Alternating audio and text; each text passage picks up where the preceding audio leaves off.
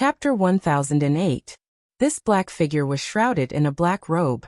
He held a folding fan in his hand, and looked like a feather fan. However, there was an evil aura around him that blended in with the darkness. He didn't seem to make any movements. He just floated towards the yacht like a ghost. "Who's there?" A crew member suddenly noticed him. Just as he was about to shout, he was lightly tapped by the folding fan in his hand. Poof! A bloody hole appeared between his eyebrows. He fell to the ground and died. Although this sound was faint, it was enough to attract some people's attention. Xiaobai and the extraterrestrial creature suddenly opened their eyes. Xiaobai was still riding on the extraterrestrial creature's back, as if it was really his mount. Two pairs of black eyes flashed as they looked into the darkness. Tang Zheng also suddenly opened his eyes, and sat up from the bed. Lu Qingmei rubbed her eyes and asked lazily, "What's wrong?" Tang Zheng raised a finger and signaled for her to be quiet. He said in a low voice, "Someone's on the yacht. You stay here. I'll go take a look." Lu Qingmei's whole body shook. Her sleepiness was completely gone. She asked, "Really?" Seeing Tang Zheng nod, she quickly put on her clothes and covered her exquisite figure. She watched as Tang Zheng walked out of the cabin. As soon as Tang Zheng looked up, he saw a person walking towards him from the end of the corridor. At his feet was a corpse. Xiaobai rode on the extraterrestrial creature, and stood in between them. He glared at the man in black. The man in black's eyes fell on the extraterrestrial creature. His eyes lit up and he praised, "Red Lunar Beast, I finally found you. I didn't think that the Red Lunar Beast would still exist in this world." "Ha! Red Lunar Beast." Tang Zheng's heart skipped a beat. This person actually knew the origin of the extraterrestrial creature. Could it be that he was also from the outer sky? He immediately sized up this person carefully. Suddenly, his eyes fell on the folding fan, and his heart skipped a beat. He cried out in surprise, "It's you, Demon Venerable?" He had a deep impression of this fan. When the demons returned, the dragon group cooperated with the National Security Bureau to snipe the demons in the sea. A world-shaking war broke out. The leader of the demons was this demon sovereign. Many soldiers died at his hands. In the end, he was the only one who survived. In order to claim credit, Xingfeng deliberately reported to his superiors that he had wiped out all the demons, but in reality, there was still a fish that escaped the net. The demon lord turned around and looked at Tang Zheng in shock. He snorted coldly, "Enemies are bound to meet on a narrow road. You managed to escape that time, but this time, you can forget about surviving. Let's see who else can save you." The demon lord was very confident. Back then, Tang Zheng had left a deep impression on him. This was because Tang Zheng was able to break through his illusionary god-demon realm, which shocked him. Tang Zheng's lips curled up into a mocking smile. He was no longer the same person as before. Now he was a rank 4 Yuanying realm cultivator. His strength had improved tremendously. Moreover, he had Xiaobai to help him. He did not believe that he could not defeat a demon lord. However, the demon lord definitely did not come here in the middle of the night to relax. He must have done it on purpose. What was his purpose? That was the key. Furthermore, he recognized the Red Lunar Beast. This was like a cloud that had cleared up. Tang Zheng was very interested. He wanted to get some information from him. "You are so confident that you can kill me. But who was the one who ran away in a panic? And who was the one who did not show up for such a long time? I don't know where you went to lick your wounds. Now you finally have the guts to show up? Aren't you afraid of death?" Tang Zheng mocked. The demon lord's expression changed. His eyes shone with coldness and killing intent. He roared angrily, "Nonsense! Why would I run away? I am the demon lord. How can I allow you to talk nonsense? I will let you know the consequences of talking nonsense later. Today is a pleasant surprise. I did not come here for you, but I did not expect to meet you here. Now, I can take care of you." "Then who are you here for? You are not qualified enough for me to come here for you. I am here for the Red Lunar Beast. You are so lucky to have found the Red Lunar Beast." The demon lord's eyes shone as he spoke. It was as if he had seen a rare treasure. "What is the Red Lunar Beast?" Tang Zheng asked. The demon lord was slightly shocked. He then laughed out loud. "Haha, so you don't know how precious the Red Lunar Beast is. How ignorant. Actually, it is true. The red lunar beast comes from the sky beyond heaven. How could you know how precious it is? But I don't see how precious it is. Tang Zheng refuted on purpose. The demon lord snorted and said with disdain. That is because you are ignorant. How can you tell how precious the red lunar beast is? As long as I consume the red lunar beast's inner core, my power will increase by leaps and bounds. The red lunar beast's inner core is a holy item for cultivation. It is a treasure that many people dream of having. Tang Zheng was shocked. He could not help but stare at the red lunar beast. However, he saw that it was very confused. Obviously, it did not know about this either. He was still skeptical. He purposely said with disdain, "It is just a beast's inner core. It is not like I have never seen one before. It is not as magical as you say. Your way of lying is too low." Who said that I am lying? The demon lord was furious. He stared at Tang Zheng fiercely and said, "Everyone in the sky beyond heaven knows how precious the red lunar beast is. The red lunar beast is born by absorbing the essence of moonlight. From the moment it is born, it is extremely talented.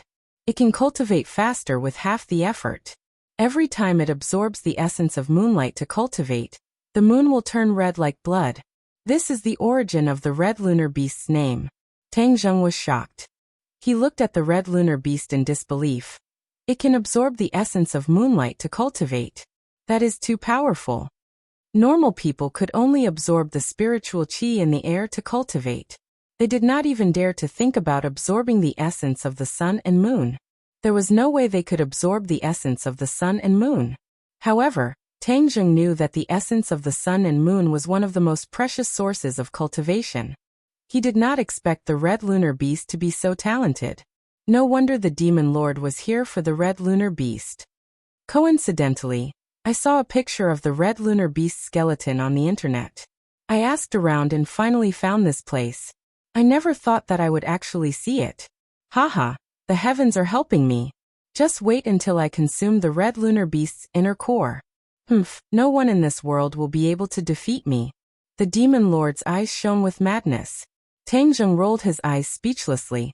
This demon lord was so trendy. He even knew how to surf the internet. Without a doubt, this picture of the red lunar beast skeleton was accidentally posted on the internet by one of the exploration team members. Who would have thought that the demon lord would find out about it? That's why he followed me all the way here. Of course, the demon lord came here hoping that he could get lucky. He did not expect to see the real body of the red lunar beast. How could he not be happy? Tang Zheng thought through the details and rejoiced that he was one step ahead of the rest and was the first to act. Otherwise, the scarlet lunar beast would not be able to escape from the demon lord. If the scarlet lunar beast was really as powerful as he said, then the demon lord's power would increase by leaps and bounds, and it would be difficult to suppress him. Oh, red lunar beast, once I consume your inner core, not only will I be able to absorb the powerful energy in the inner core, but more importantly, I will also possess your talent. When that time comes, hee.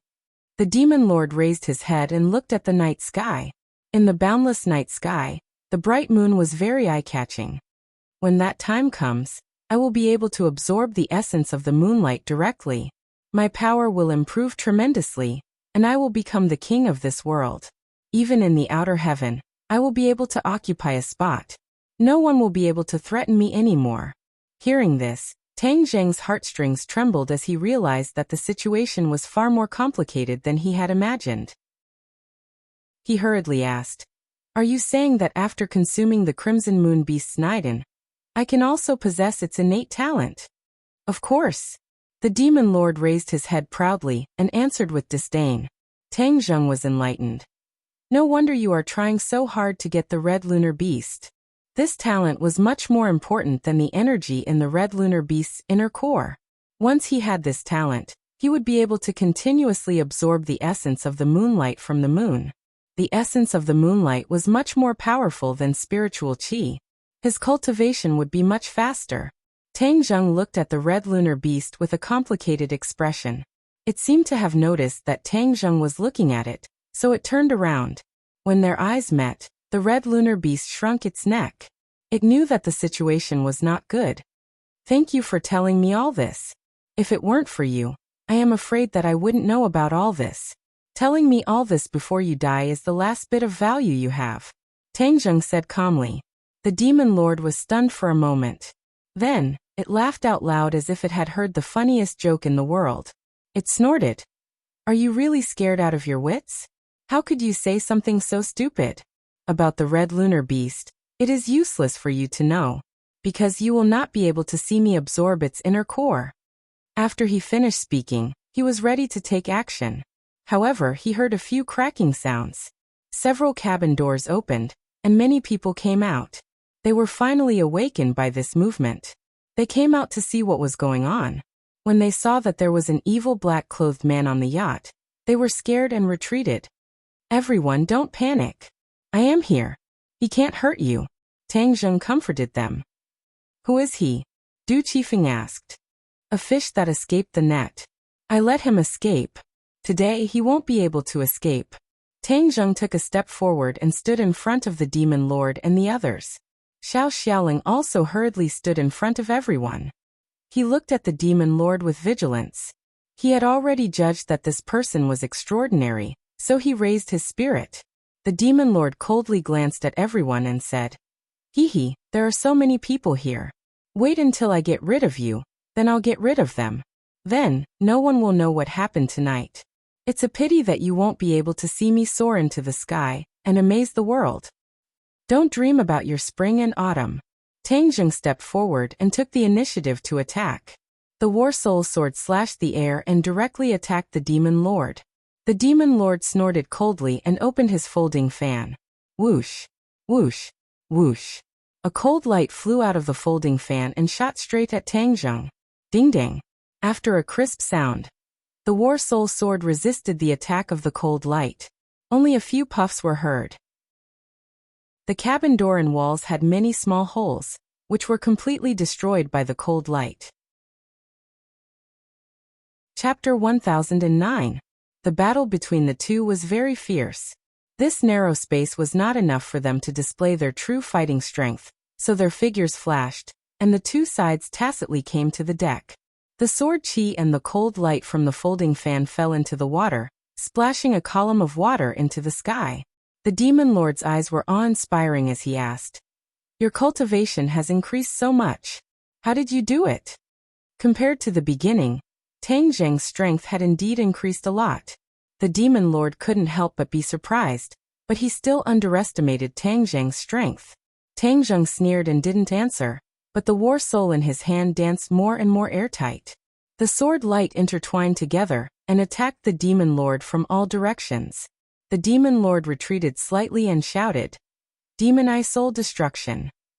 As soon as his voice fell, the demon lord's eyes turned as black as ink, deeper than the night sky, as if a person's soul would be sucked in at a glance. A trembling feeling arose from the depths of his soul, causing Tang Zheng to jump in fright. He hurriedly circulated his energy to defend against this strange attack. He had seen the power of this technique before, and the scene of flesh and blood flying everywhere after the explosion was still vivid in his mind. Suddenly, a crew member rushed out of the deck and happened to meet the demon lord's eyes. His soul trembled and exploded with a bang, turning into a rain of blood. The others were almost scared silly by this scene. They were dumbfounded and stared blankly at the rain of blood in the sky. Tang Zheng hurriedly shouted, Go back, don't come out, don't look into his eyes. The others woke up from a dream and quickly retreated into the cabin like a receding tide. They shivered and their faces were pale, and they didn't dare to come out again. Xiao Xiaoling also felt cold all over. Only now did he understand how vulnerable his so-called strength was in front of these super experts. Suddenly, his resentment towards Tang Zheng dissipated a lot. He was looking forward to the result of the battle between the two, and who was more skilled. Lu Qingmei also came out of the house and came to the crowd. She comforted them softly. Don't worry, Tang Zheng is here. The bad guys can't hurt us. The others looked at her deeply, and the fear and haze in their hearts dispersed a little. While the two of them were engaged in a fierce battle, Xiao Bai and the red lunar beast were like spectators. They leisurely strolled to the deck to watch the battle. Xiao Bai muttered to himself, Master's strength has really increased by a lot. This demon lord is not to be underestimated. Heh, this kind of battle is more interesting. As it spoke, it patted the Red Lunar's head and asked, Red Lunar, I didn't know that you had such an impressive background. Absorbing the essence of the moonlight is indeed a good thing. However, the two words Red Moon are too hard to pronounce. I want to give you a new name. Whoosh. The Red Moon Beast snorted as if it was protesting against Xiaobai's decision. Xiaobai knocked on the Red Moon Beast's head and pretended to be angry. You dare to protest? Do you believe that I will roast you now? The Scarlet Lunar Beast shuddered and did not dare to protest anymore. It was as docile as a kitten. This sentence became the most effective weapon to threaten the Red Lunar Beast. That's more like it. Xiaobai was satisfied and started to think. As for the battle in the outside world, it did not seem to be affected by it at all. Suddenly it cheered. Wow, I got it. This name must be very good, just a little bit worse than my name. The Red Lunar Beast's eyes were filled with fear, as if it had foreseen something bad. Little Yu, this name sounds good, right? Xiaobai's eyes shone brightly as it spoke. The Red Lunar Beast's eyes were filled with despair. It was trying its best to control its thoughts of resisting, but it definitely wanted to kill itself. Xiaobai clapped its paws excitedly. From now on, you will be called Little Yu. Remember my kindness of giving you a name. You must repay me in the future. Xiaobai was very proud of itself, as if it had done something great. The Red Lunar Beast almost burst into tears. It was filled with grief and indignation. It looked like it was taking revenge, but how could it repay him? Tang Zheng also heard their conversation and wanted to laugh in his heart. Indeed, there was always one thing to conquer another. Even though the Scarlet Lunar Beast was extraordinary, it could only be obedient in the hands of Little White. It could not even cause a ripple. What was the origin of this Xiaobai? How could it have such a demonic power? Tang Zheng was even more curious about this question. In fact, he had already asked it yesterday, but Xiaobai's memory was limited. It could only remember what happened after it was born. As for the origin of its own race, it did not know anything at all. Tang Zheng could not help but feel disappointed, but it also filled him with anticipation. The Red Lunar Beast was not simple, so one could only imagine how amazing Xiaobai's true identity was. The power of the demonic soul extermination was very strong. Tang Zheng felt as if his soul was about to scatter, which made his heartstrings tremble. The battle soul sword was waving faster and faster. Suddenly, a ray of light flashed through his mind. The Tai Chi Yin-Yang sword art had magically appeared. This set of sword technique was usually impossible to remember, and would only appear in this kind of life and death situation. So Tang Zheng was not surprised at all, and was able to use this set of sword technique with ease. Swoosh! Swoosh!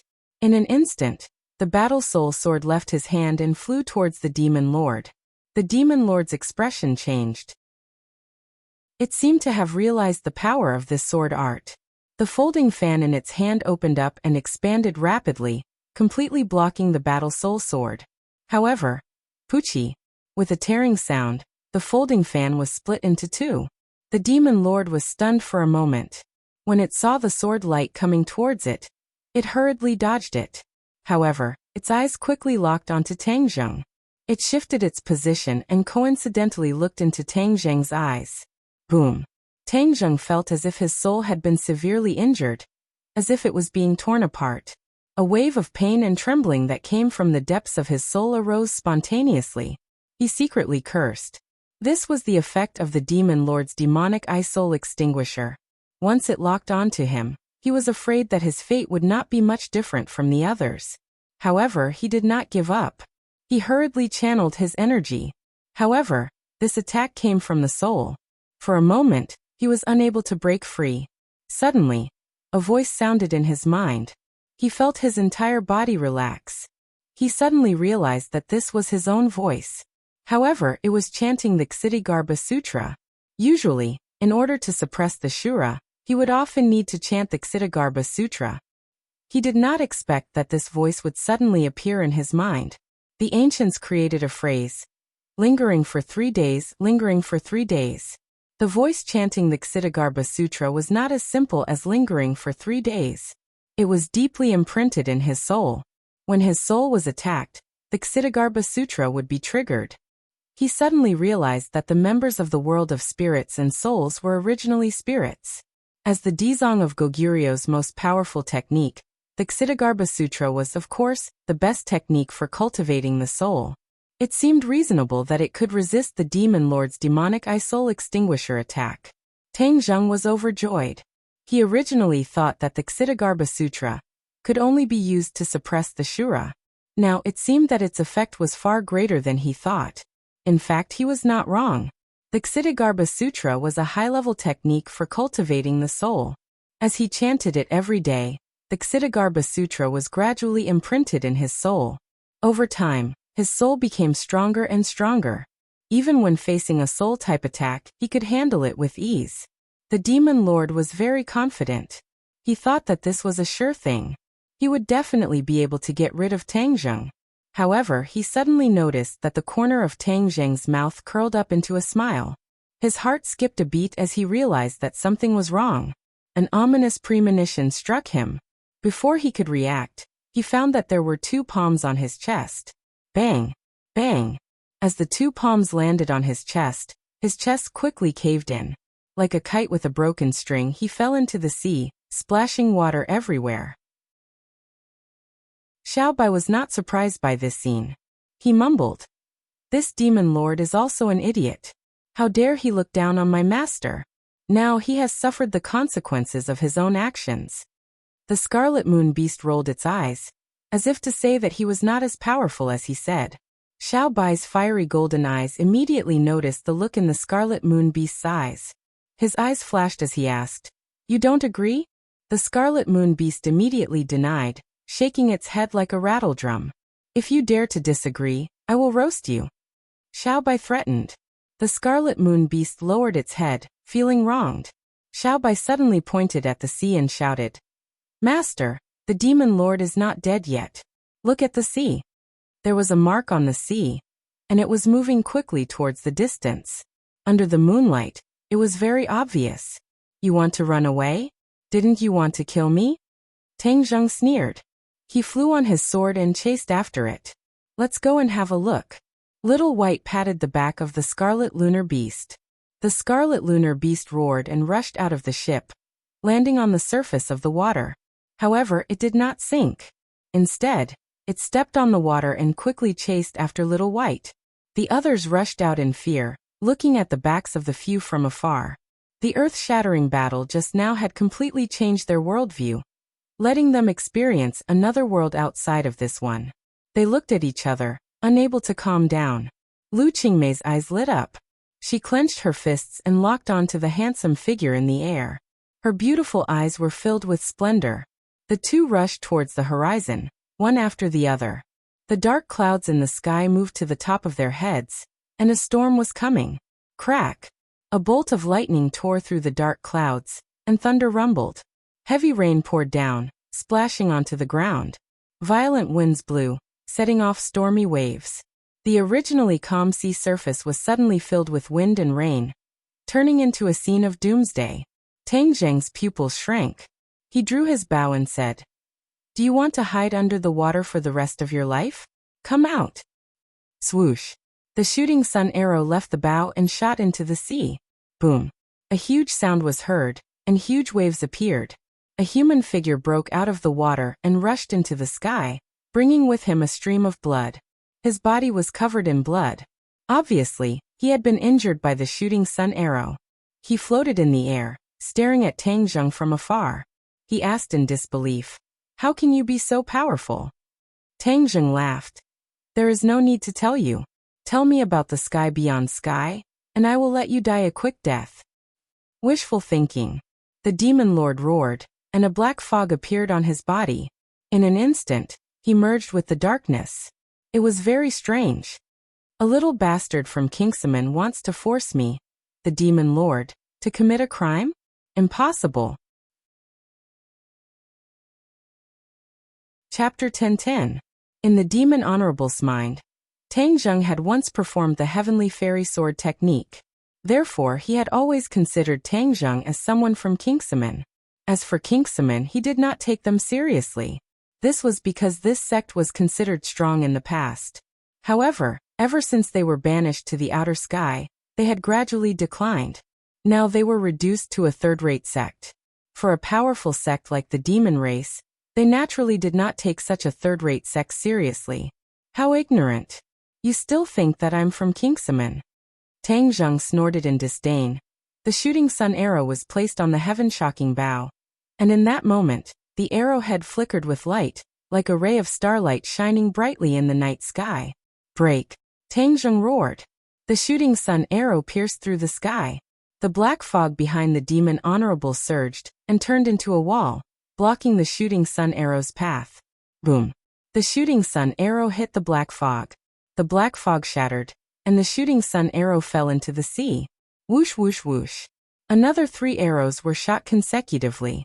They formed the shape of a triangle and shot towards the demon honorable in an orderly manner. The demon honorable was shocked and screamed. However, he slapped his own chest and spat out a mouthful of blood. This scene looked like self-mutilation. However, Tang Zheng did not think so. The demon honorable was forced into a corner and was about to give his all. Thus he hurriedly made preparations for everything. As expected, the blood that he spat out floated in mid-air. The demon honorable's finger was stained with the blood. He quickly dropped it in mid-air. A pungent smell of blood rushed into the sky. Due to the storm, the smell of blood did not weaken. Instead, it became stronger. The demon honorable had a ferocious expression on his face. He shouted fiercely, "Soul stealing in the blood sea." As soon as he finished speaking, the sky turned red. Even the rain that fell from the dark clouds turned red like fresh blood.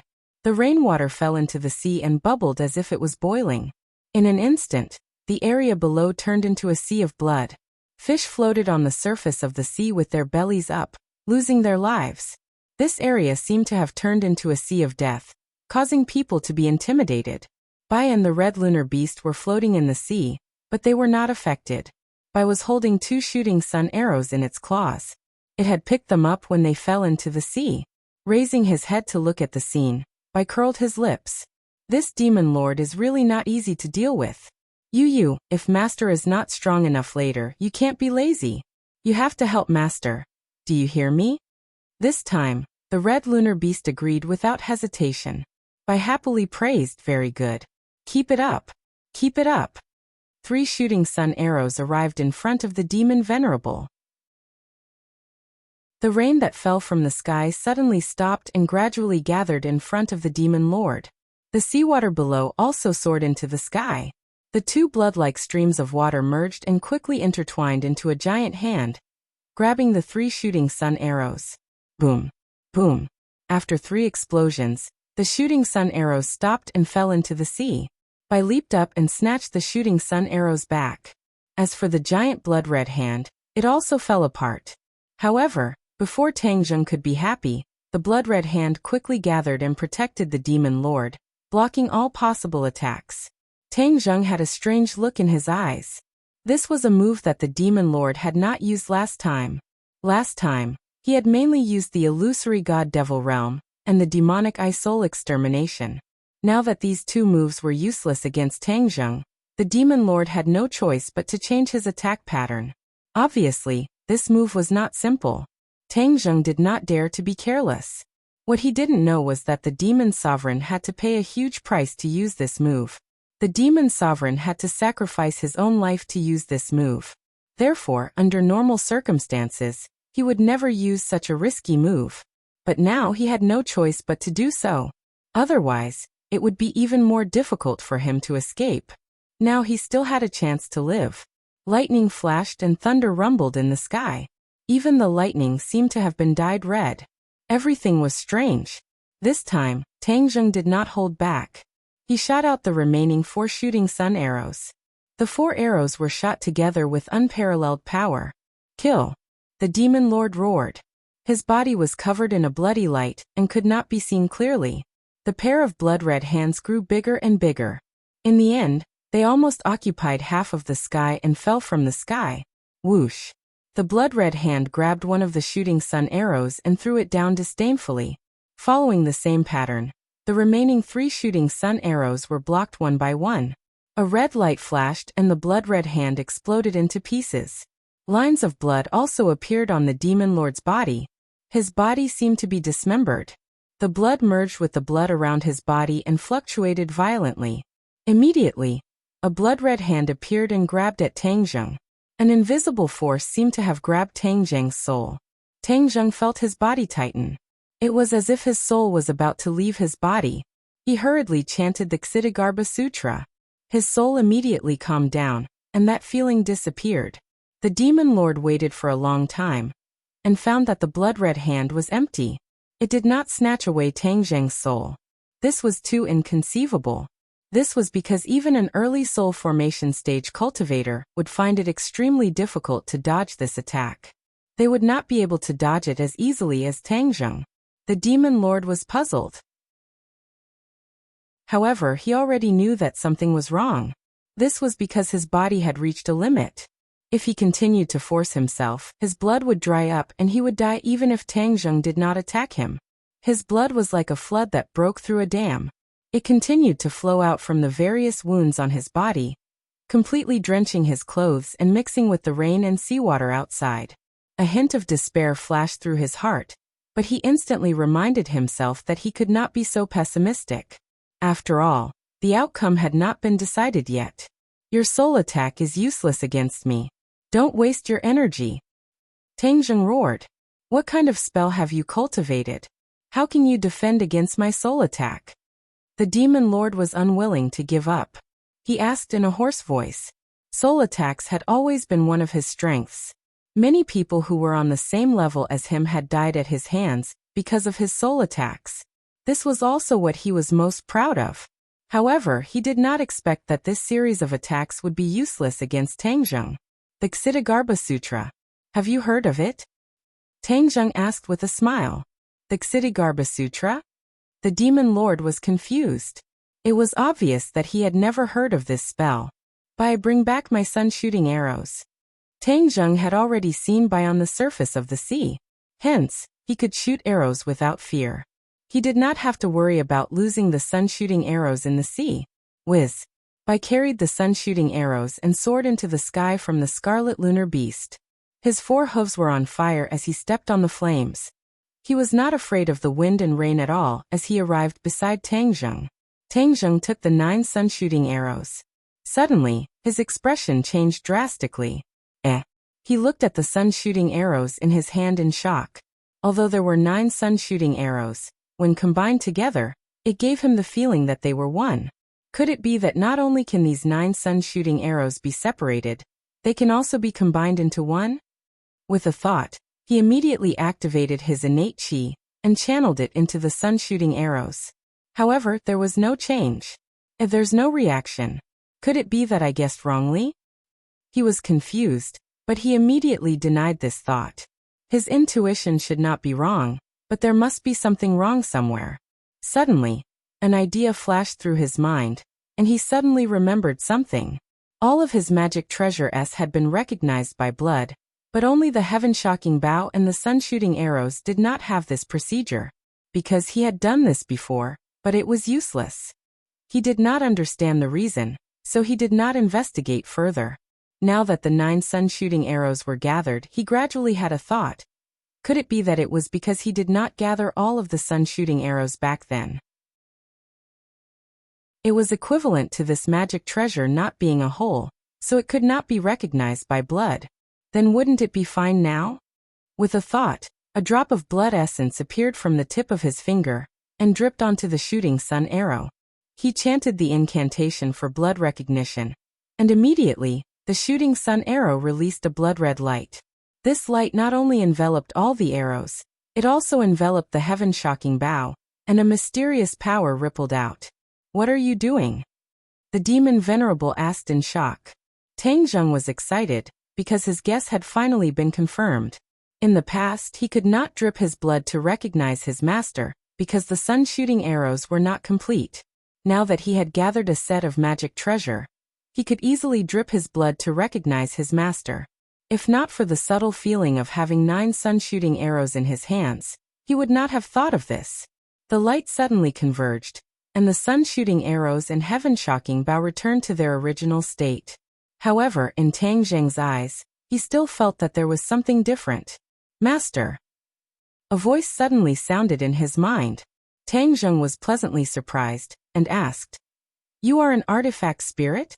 The heaven-shocking bow and the sun-shooting arrows were sacred artifacts, so they naturally had artifact spirits, so Tang Zheng was able to guess it immediately. "Yes, master." Sure enough, the artifact spirit replied respectfully. "Can these 9 sun-shooting arrows be fused into one?"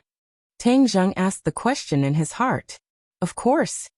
With that said, the sun-shooting arrow flashed, and the 9 arrows merged into one, turning into one sun-shooting arrow. This sun-shooting arrow did not seem to have anything special about it, but Tang Zheng knew that its power was definitely not the same as before.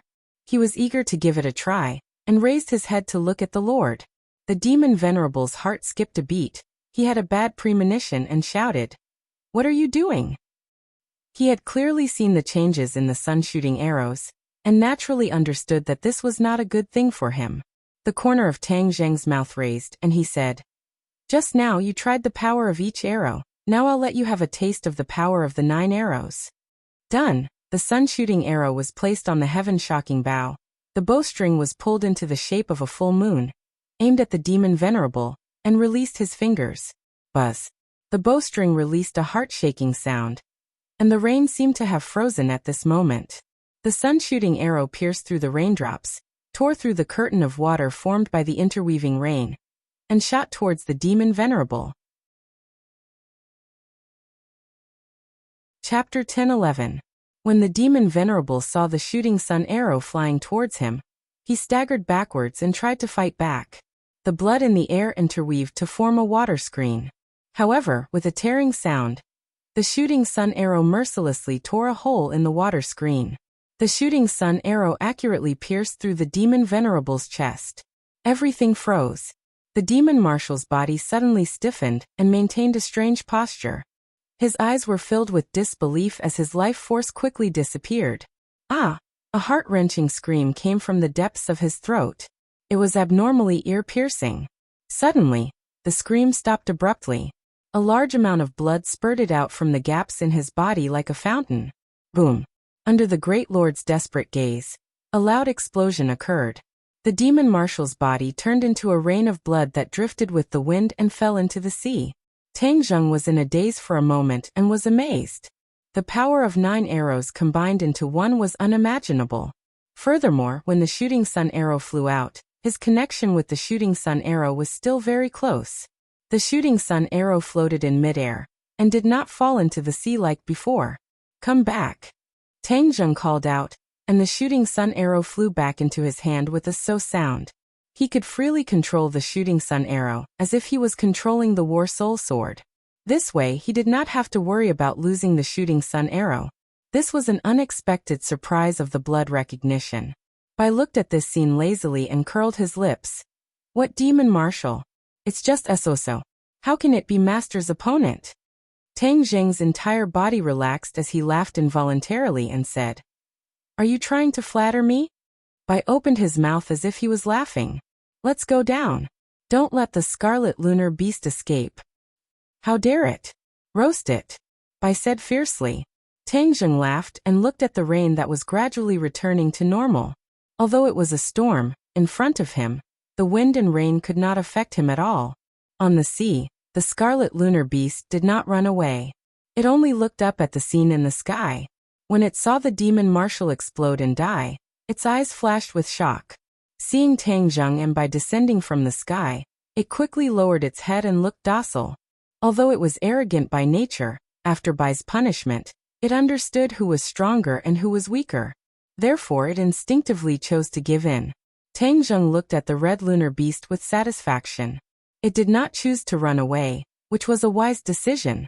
He believed that since Bai was so confident, it must have absolute confidence. Even if it ran away, there must be a way to get it back. If it really ran away, then Tang Zheng would definitely not be so courteous to it. Since the red lunar beast was so useful that even the demon lord wanted to snatch its inner core, if it was really rebellious, then Tang Zheng would definitely not keep a ticking time bomb by his side. He might even snatch its inner core. However, since it was so obedient and it was related to the Red Moon Beast in the crystal, he would not touch it for the time being. Although he also urgently needed to increase his power, he was not as crazy as the Demon Sovereign. Let's go back to the yacht. The storm is going to hit the yacht soon. Tang Zheng rode on his sword while Bai rode on the back of the red lunar beast. It seemed to be getting used to being a mount as it swam back to the yacht without saying a word. On the yacht, everyone was anxiously waiting.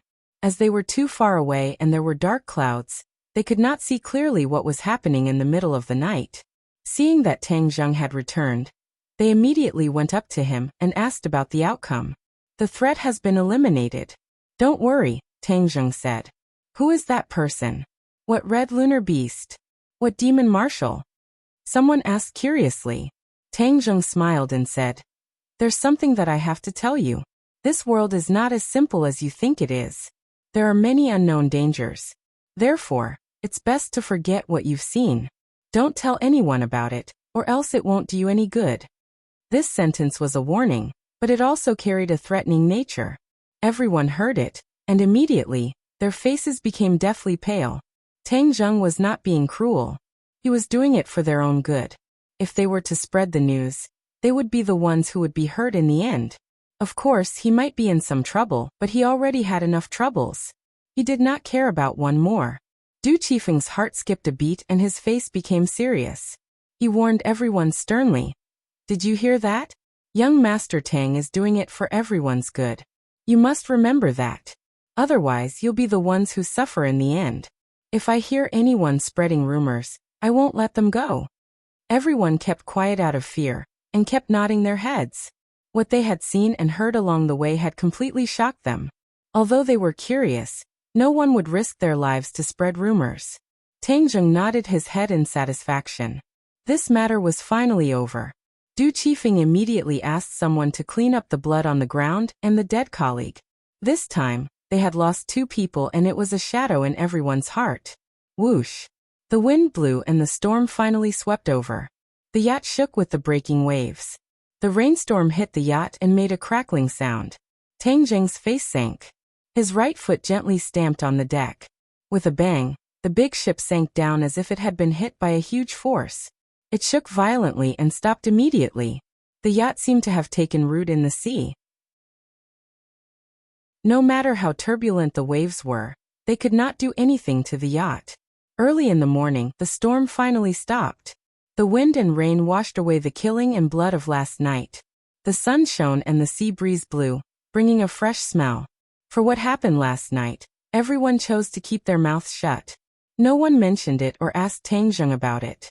Everyone was eager to return to the land. At noon, the yacht finally docked. Several luxury cars had been waiting at the dock for a long time. Tang Zheng, Lu Qingmei, Du Qifeng, Wang Guanquan and Xiao Xiaolin got in a car. Bai and the Red Moon Beast naturally followed. The Red Moon Beast was as big as a leopard. It was majestic and looked at the colorful world in amazement. It had been on the bottom of the sea since it was born. It had never left the sea. In the face of this colorful world, there was some confusion in its eyes. It was even more difficult to hide its excitement. It sniffed left and right. Bai scornfully curled his lips and said, "You are really ignorant." The Red Moon Beast rolled its eyes and did not dare to refute. Fortunately, there were too many local tyrants who raised some strange pets, so even if the Red Moon Beast was a bit strange, it did not cause too much reaction from strangers. At most, they just looked at it a few more times. This made Tang Zheng feel relieved. If the Red Moon Beast was too eye-catching, he would definitely not hesitate to take it into Sumeru World. The car came to a high-end hotel. Delicious food was waiting for them. This was Du Qifeng's arrangement. Tang Zheng did not object. At the dining table, Du Qifeng was very good at livening up the atmosphere. The gloominess on the sea was swept away. Both the guests and the host enjoyed themselves. After eating and drinking to their heart's content, Tang Zheng did not beat around the bush. He said directly, "Director Du, it's fate that we met this time. If there's anything that you need help with, just tell me. If there's anything that I can help with, I'll do my best."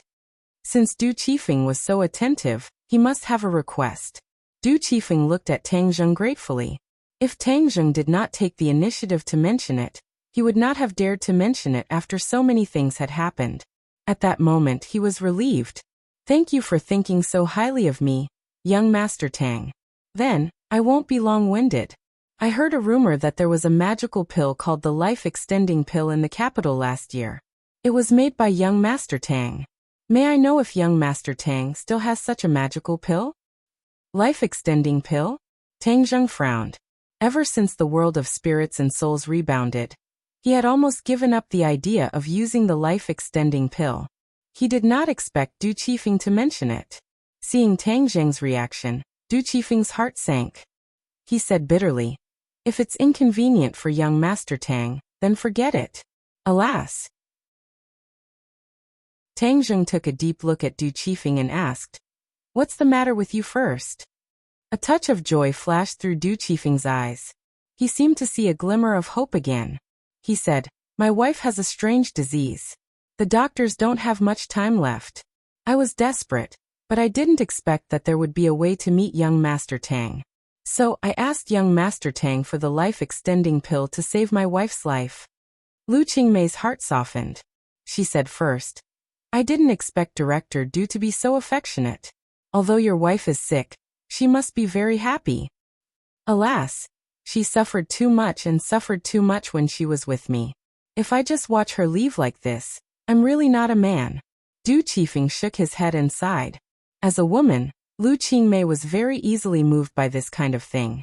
She held Tang Zheng's hand and said, "If you have a way, please help Director Du." "Thank you, Sister Lu."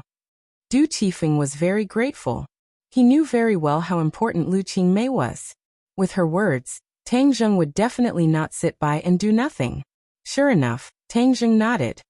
"Director Du is a man who values affectionate and righteousness. I admire you very much. I will help you, but I don't have the life-extending pill." The life-extending pill could extend one's life. It was related to the ghost realm, so he didn't want to use it easily. There were many ways to save people.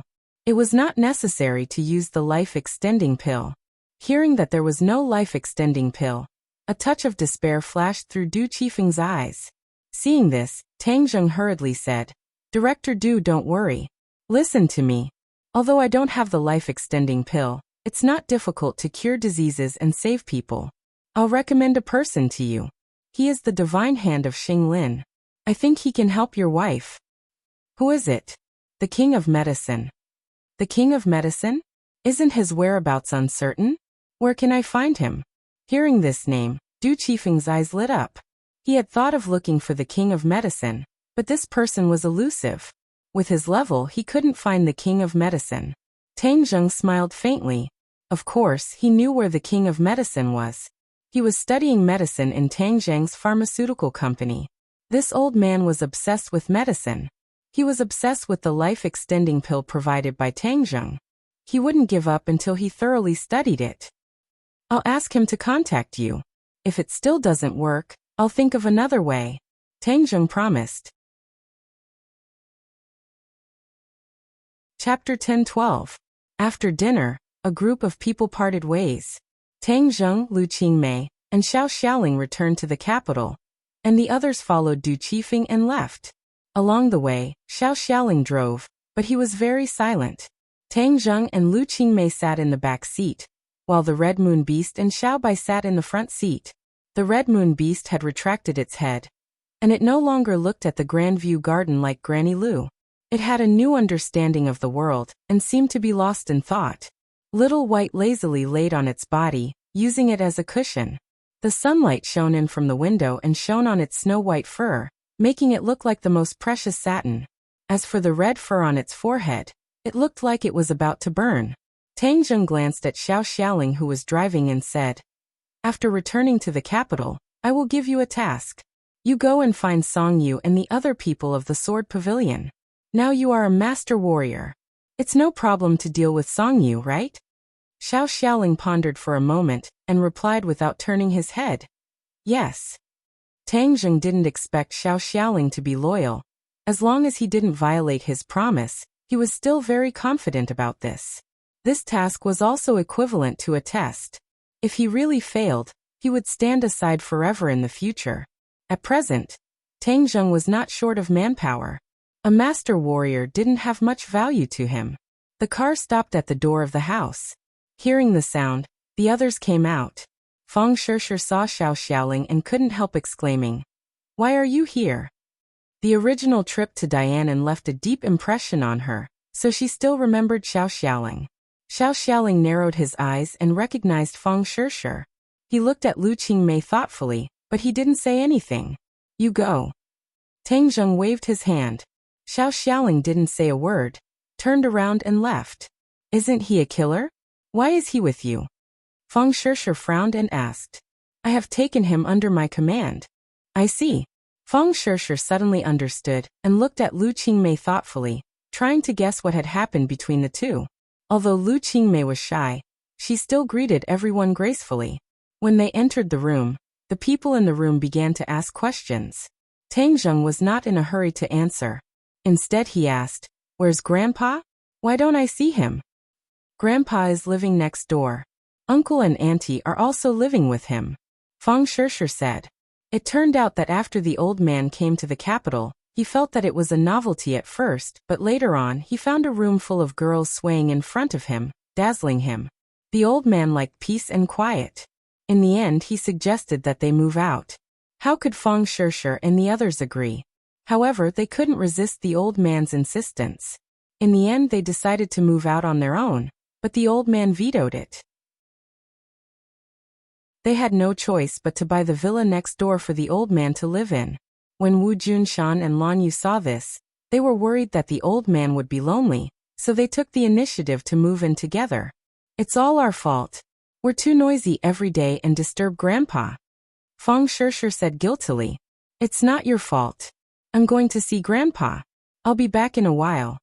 Tang Zheng came next door and found the three of them sitting under the shade of a tree in the backyard drinking tea. Wu Dang acted as a waiter serving tea. When she saw Tang Zheng, her eyes were filled with surprise. "You came back so quickly.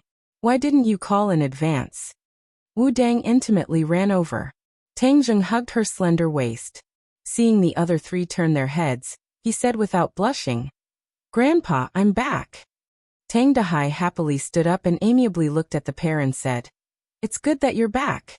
Everyone is talking about you." Wu Junshan and Lan Yu also looked at him with surprise. Especially Lan Yu. Her eyes were extremely soft and emitted a motherly radiance.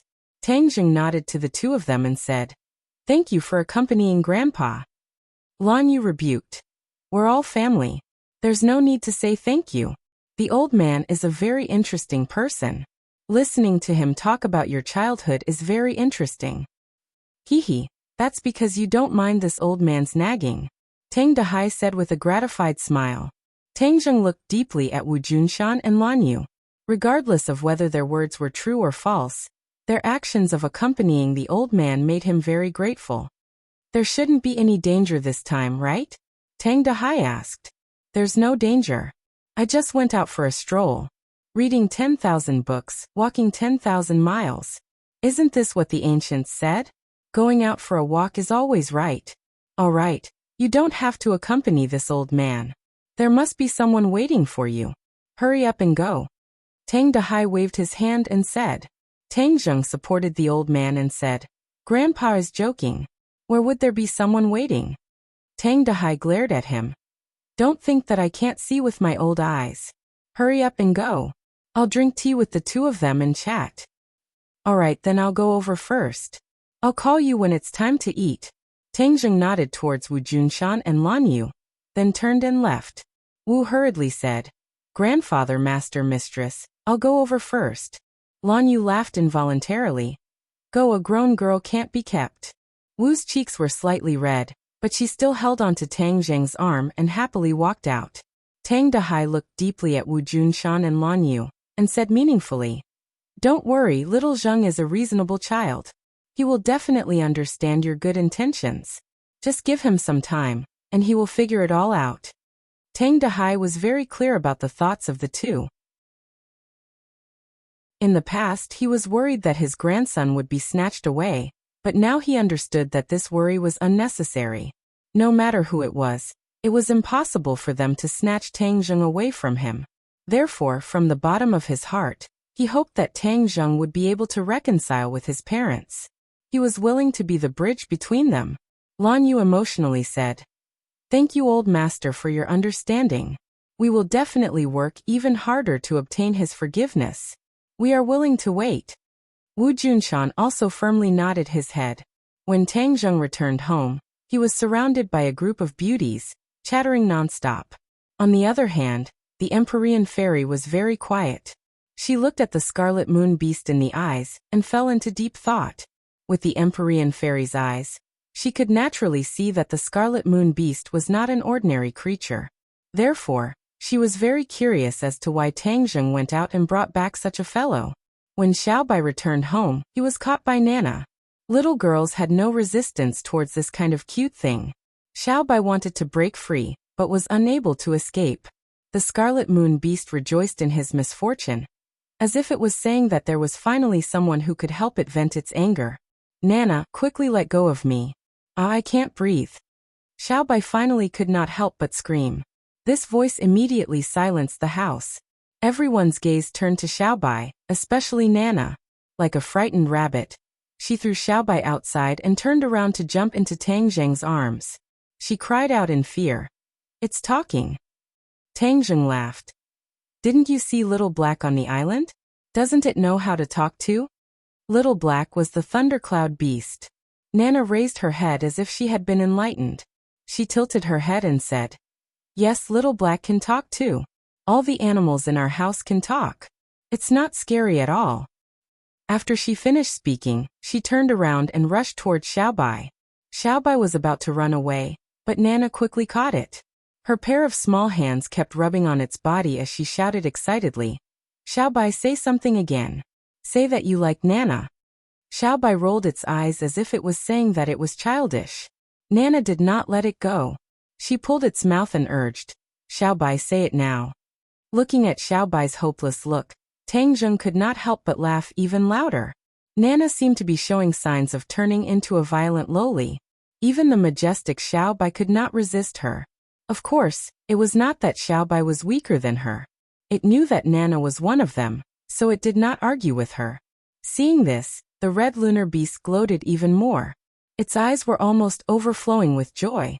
Xiaobai looked around and immediately saw its eyes. The red lunar beast shrunk its neck, as if it was a mouse that saw a cat. It quickly hid to the side. Seeing this, the rest of the people could not help but laugh. With these two fellows in the house, it seemed to be a lot more fun. The Empyrean fairy looked at the red lunar beast, and then looked at Xiaobai. She asked, "You've gained a lot this time. What's its background? Why can't I tell?" Seeing that she was pointing at the red lunar beast, Tang Zheng told her the truth. "Its name is the red lunar beast. It's a creature from the outland. That's why you haven't seen it before." Back then, when he brought the crystal back, he did not show it to the Empyrean fairy. Naturally, she did not know about the red lunar beast. However, Feng Shishir had seen it before. That was why she was shocked when she saw the red lunar beast. However, the crystal was very important, so she did not mention it in front of the others, and had never seen the crystal before. Naturally, she did not know about the red lunar beast that was sealed in it. Of course, she did not have much of a reaction. "It's from the outland?" The Empyrean fairy was shocked. She stared at the red lunar beast with a sharp gaze. The scarlet lunar beast quickly retreated. It felt threatened by the gaze of that person. "Yes. That's why it's an important way for us to understand the outland." Tang Zheng nodded. The Empyrean fairy was also very curious about the outland. She walked towards the red lunar beast step by step. The red lunar beast roared. Its four hooves moved as if it was flying. It leaped into the air and scurried away. However, the Empyrean fairy was faster. She stretched out her hand and grabbed the red lunar beast's tail. No matter how hard it struggled, it could not break free. The Empyrean fairy grabbed the red lunar beast's neck. She narrowed her eyes slightly as if she was trying to see through it. Roar. The red lunar beast kept roaring as if it was protesting. However, Its strength was not as strong as the Empyrean fairy. Everything it did was in vain. Don't hurt little Yu. Xiaobai finally broke free from Nana. He rushed onto the red lunar beast and rode on its back. He shook his head at the Empyrean fairy and said, "Little Yu is my trophy." Little Yu? Everyone looked at the red lunar beast strangely. The name did not match its ferocious appearance at all. It made them want to laugh. Chapter 10:13. Because of Bai and the red lunar beast, the atmosphere was a little funny. Especially when they heard the name Yu. Everyone was laughing. The red lunar beast wanted to dig a hole and hide in it. Tangjun glanced at Anne.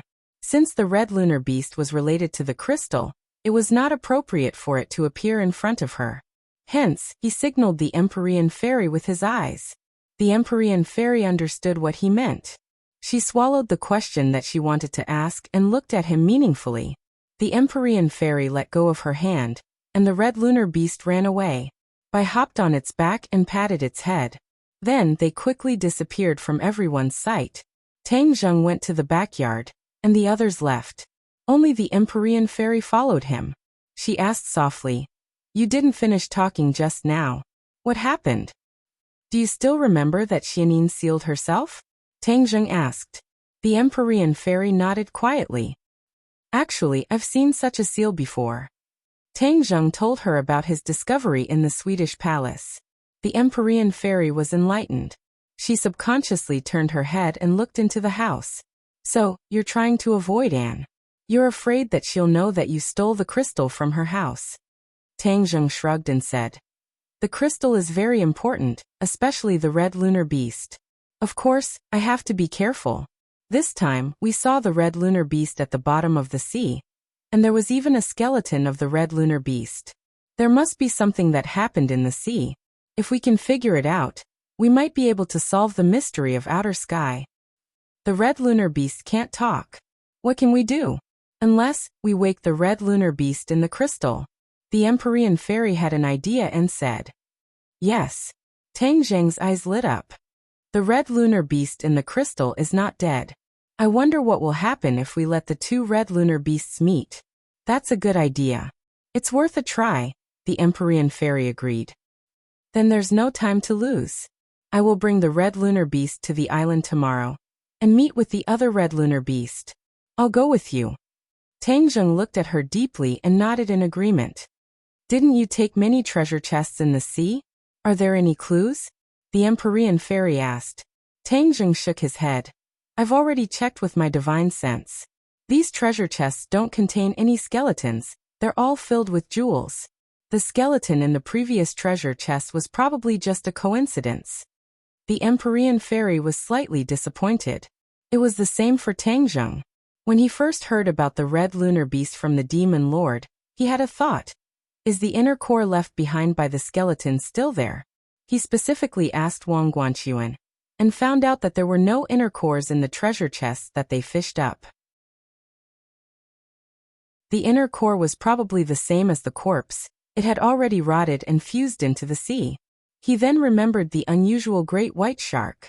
Perhaps the great white shark had absorbed the energy released by the red lunar beast after it rotted, causing it to mutate and increase its strength by a lot. I'm afraid no one knew that the corpse of the red lunar beast had such a great use back then. Otherwise, it wouldn't have been buried at the bottom of the sea and wasted. Tangjun sighed inwardly. That night, after everyone had dinner together, Tangjun returned to his room. Just as he laid on the bed, the voices of the heaven-shocking bow and the sun-shooting arrow artifact spirit sounded in his mind. "Master, there's something I need to tell you." What's the matter?" Tangjun asked in surprise. "After I woke up, I found a set of archery techniques. I wonder if Master would like to know?" "Archery?" "Yes, Hoi's archery. This archery technique has always been sealed in my body, and I only discovered it not long ago." Tangjun's eyes lit up, and he immediately sat up from the bed. The heaven-shocking bow and the sun-shooting arrow were the weapons used by the ancient martial Empress Yi to shoot down the sun. He never thought that there would actually be a set of Hoi's sword technique sealed within. Hou-Yi was a martial king, and if he could even shoot down the sun, then this set of Hoi's archery was naturally not ordinary. Thus, Tang Zheng could not wait. What kind of archery technique is it? Quickly tell me. Master will naturally understand once he sees it. With that said, a thought flashed through Tang Zheng's mind. And there was one more thing. Hoi's archery. Tang Zheng's eyes lit up, and carefully browsed through this set of Hoi's archery. This was created by Hoi himself, and was a set of archery martial arts mental cultivation method. However, without a doubt, when paired with Hoi's archery, it would definitely be able to unleash the power of the sun-shooting arrow and the heaven-shocking bow. Martial arts? If that's the case, wouldn't I be unable to cultivate? Tang Zheng turned pale. He was a cultivator. How could he cultivate martial arts? This was a matter of common sense. He shook his head, suppressing the disappointment in his heart. Back then, just what kind of person was Hoi to be able to create this set of Hoi's archery technique? Although I can't cultivate it, if I meet a fated person, I will pass it down. And it can be considered as not letting Hoi's archery technique disappear from the world. Master, is this set of archery useful? The artifact spirit asked. Tang Zheng smiled faintly and comforted. Thank you, it's useful. After resting for the night, Yi Dingdang did not climb up his window again. This was because she had been called back by Feng Xingyang after dinner last night. She had stayed here for almost the entire summer vacation. And as school was nearing, Feng Xingyang finally could not help but want to be alone with her daughter for a period of time. No one else had the guts as big as Yi Dingdang, so he was able to have a peaceful sleep. Early in the morning, An's scream rang out. Tang Zheng got up like a carp and rushed out, thinking that something had happened, but he saw An in front of the fish tank crying out in grief. My fish, where are my fish? Where did they go? Last night before I went to sleep, they were clearly in the fish tank, and I even fed them. How could they disappear? The few precious ornamental fish in the fish tank were specially flown in by, and from her own country. After all, she was a princess, and the aristocratic style in her bones would be revealed no matter where she was. Some time ago, she felt that the huge living room was too empty and monotonous, so she became a designer herself, and redecorated it, adding a lot of ornaments, and that huge fish tank and the ornamental fish in it were one of them. But she did not expect that the fish would disappear early in the morning. How could she not be angry? Tang Zheng thought that something big had happened, but it turned out that it was just a few fish, and he could not help but breathe a sigh of relief. When An saw him, she pounced on him like a butterfly, took his arm, and said with grievance, Tang Zheng, you must investigate for me, find my fish, and punish the murderer severely. Looking at her towering chest rubbing against his arm, Tang Zheng's heart was restless, but when he saw the strange gazes of the others, he quickly suppressed this thought and said righteously, This is our home. We can ask the disciples of the witch clan who are guarding outside to see if anyone has barged in. I've already asked. No one broke in at all. Moreover, if someone really came with so many masters, how could they not find him? Tang Zheng secretly nodded his head. What Annie said was right. If someone really barged in, even he and the mysterious Lady of the Nine Heavens would not be able to discover them. Then it could only mean that the other party's cultivation was ridiculously high, and there should not be such an expert in this world. Moreover, even if there was an enemy, it would not be just for a few fish. There must be something fishy going on. Tang Zheng's face turned grave, and he began to ponder. He looked left and right, then asked, Is there anything else that's missing? No. The rest shook their heads. Tang Zheng's eyebrows furrowed even deeper. This was strange. Could it be that the fish grew wings and flew away on its own? Was that not nonsense? His gaze swept over every corner and every person, inch by inch. Suddenly, when he glanced at the red lunar beast, it subconsciously retreated and hid in the corner. Tang Zheng's heart skipped a beat, and he strode toward the red lunar beast. The red lunar beast trembled in fear, and it retreated step by step. Everyone immediately noticed this strange scene, and even Bai jumped out and sat on the red lunar beast's back. It scratched its back with its claws and asked, Why are you running? Master won't eat you. The red lunar beast had a complicated look in its eyes, and it was trembling. Tang Zheng asked loudly, Yeah, I'll be lenient if you confess, but I'll be strict if you resist. Did you eat those fish? The red lunar beast howled, and it wanted to shake its head to deny it. However, when it looked at Tang Zheng, it stopped and turned back into its head. Everyone was shocked, but they also realized that the red lunar beast was the thief who stole the fish. Tang Zheng smirked. The red lunar beast lived in the deep sea all year round, and it probably ate fishes and prawns. Tang Zheng had forgotten about that, so he did not feed it any food. Bai had always been like that, and it rarely ate anything. He did not expect the red lunar beast to be a foodie, and it ate those fishes secretly in the middle of the night, and was shocked when the culprit came out of the water, and she was furious. She rushed over and shouted, "How could you eat my fish? You're so pitiful." The red lunar beast felt wronged. It had been eating fish all its life. Who told it that it could not eat fish? It was not something valuable. However, looking at the furious Anne, the red lunar beast chose to retreat. It's just a few fishes, right? What's the big deal? Bai suddenly raised its head and shouted at, and to protect the red lunar beast, and stopped and looked at Tang Zheng pitifully. Those are my favorite fishes. She felt wronged. Looking at her, Tang Zheng's head went soft. Like magic, a pearl necklace appeared in his hand. This is for you. Take it as my compensation for your fish. Anne's wronged voice suddenly stopped. She immediately took the necklace, and her worry turned into joy. She cheered. This is the first gift you've given me. I'm so happy. At that moment, she threw the matter of the fish to the back of her mind. Help me put it on. Tang Zheng could not persuade her, so he could only put the necklace on for her. She turned around and asked, "How is it? Is it pretty?"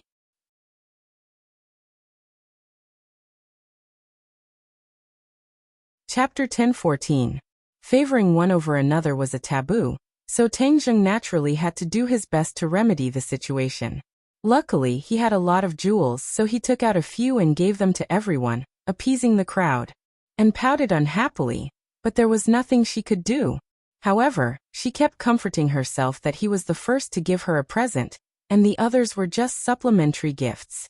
Only then was she satisfied and happy. Tang Zheng and the Empyrean Fairy once again went to the backyard and activated the teleportation circle. The two of them, Xiao Bai, and the Scarlet Lunar Beast disappeared into thin air. Luckily, the walls of the backyard were tall, and there were big trees blocking the view, so no one saw this scene. Otherwise, they would have been scared out of their wits. The scene in front of them changed, and they appeared on an island. The sea breeze blew, making them feel relaxed and happy. The Empyrean Fairy looked around and said, "This is your base?" As soon as she finished speaking, a huge black shadow flew over from the sky and dove down. The crackling sound of lightning could be heard. Thundercloud Beast. The Empyrean Fairy looked up and recognized it. A ball of lightning suddenly formed in the sky, but when she saw who it was, the ball of lightning disappeared in the air. The Thundercloud Beast quickly shrank and flew to Tang Zheng's side and stopped. "Little Black, how are you?" Xiao Bai excitedly called out to the Thundercloud Beast, as if he was reuniting with an old friend. The Scarlet Lunar Beast growled in a low voice, full of hostility towards the Thundercloud Beast. "You can talk." The Thundercloud Beast looked at Xiao Bai in shock. "Of course. In the future, you can listen to my orders, just like Little Yu. Little White swaggered as if he was giving orders. He was full of heroism and had the aura of a leader. The Thundercloud Beast looked at the Scarlet Lunar Beast and asked, "What is it?" "It's called Little Yu, the Scarlet Lunar Beast." Scarlet Lunar Beast. The Thundercloud Beast remembered this name for the first time. Looking at these little animals, the Empyrean Fairy joked, "Are you going to become a zoo?" Thundercloud Beast, Qiansui Gui Red Moon Beast, and the mysterious Xiao Bai. "Hee, these are just a few animals. How is this a zoo?" As he spoke, the elder led the disciples of the witch tribe over quickly. Sensing the mana fluctuations here, he guessed that it must be the arrival of the Lord Emissary. "Greetings, Lord Envoy." Everyone bowed. "There's no need to be so polite. Elder, take us to the Holy Land." Tang Zheng went straight to the point. It had only been a few days, but the great emissary had returned and headed straight for the Holy Land. He had even brought along an outsider like the Empyrean Fairy. This had surprised the elders, and they could not help but speculate about the great emissary's true intentions. However, when he saw the scarlet lunar beast, he could not help but gasp in shock. Although little Yu Yu was small in size, the elder and the others recognized her at a glance. The elder hurriedly asked, "Lord Emissary, what is going on?" Tang Zheng waved his hand, indicating for everyone to calm down and said, "I came here specifically for it. Let's talk about it after we get to the Holy Land." "Yes, Lord Emissary, please." The elder was uneasy. His gaze continued to sweep across little Yu Yu's body, causing her to bare her teeth and stare fiercely at the elder. The Holy Land. The cultivators and the other disciples of the witch tribe had all been dismissed, leaving only Tang Zheng, the other two and the three beasts.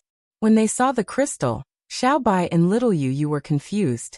They did not know the purpose of this trip, nor did they know that there was a scarlet lunar beast sealed in it. The Empyrean fairy also looked at the huge crystal curiously.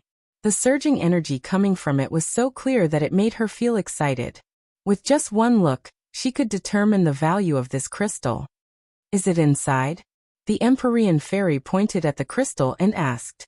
Tang Zheng nodded his head and confidently walked over. He placed both of his palms on the crystal and activated his martial arts, causing a surge of energy to flow from the crystal into his body. Immediately, the crystal gradually became transparent and a figure became clearer. The Empyrean fairy looked at this scene in shock. When she saw the tall scarlet lunar beast, her eyes lit up. It was indeed a genuine scarlet lunar beast. Little Yu Yu was originally absent-minded with her head lowered. However, when she saw the scarlet lunar beast in the crystal, her eyes immediately widened, and she stared at it in shock. "Ah, there's a scarlet lunar beast in here too. Little Yu Yu, it's the same kind as you." Xiao Bai shouted in shock. Little Yu Yu acted as if she did not hear him, and walked towards the crystal. Xiao Bai wanted to stop her but was stopped by Tang Zheng in time. Everyone's eyes were glued to this scene. The elder's heart beat wildly. Where did the Lord Emissary find this strange beast? What would happen next? Tang Zheng and the Empyrean fairy did not know what would happen next, but they were looking forward to it. Time seemed to have stopped and space seemed to have stopped. Little Yu Yu walked in front of the crystal and extended her claws to touch the crystal. An ice-cold sensation came over, and its eyes changed in an instant. A strange color bloomed in its pupils. However, all of this ended very quickly. The light in little Yu Yu's eyes gradually disappeared, replaced by disappointment. She put down her claws dejectedly. All of this was in vain. The sealed scarlet lunar beast did not change at all.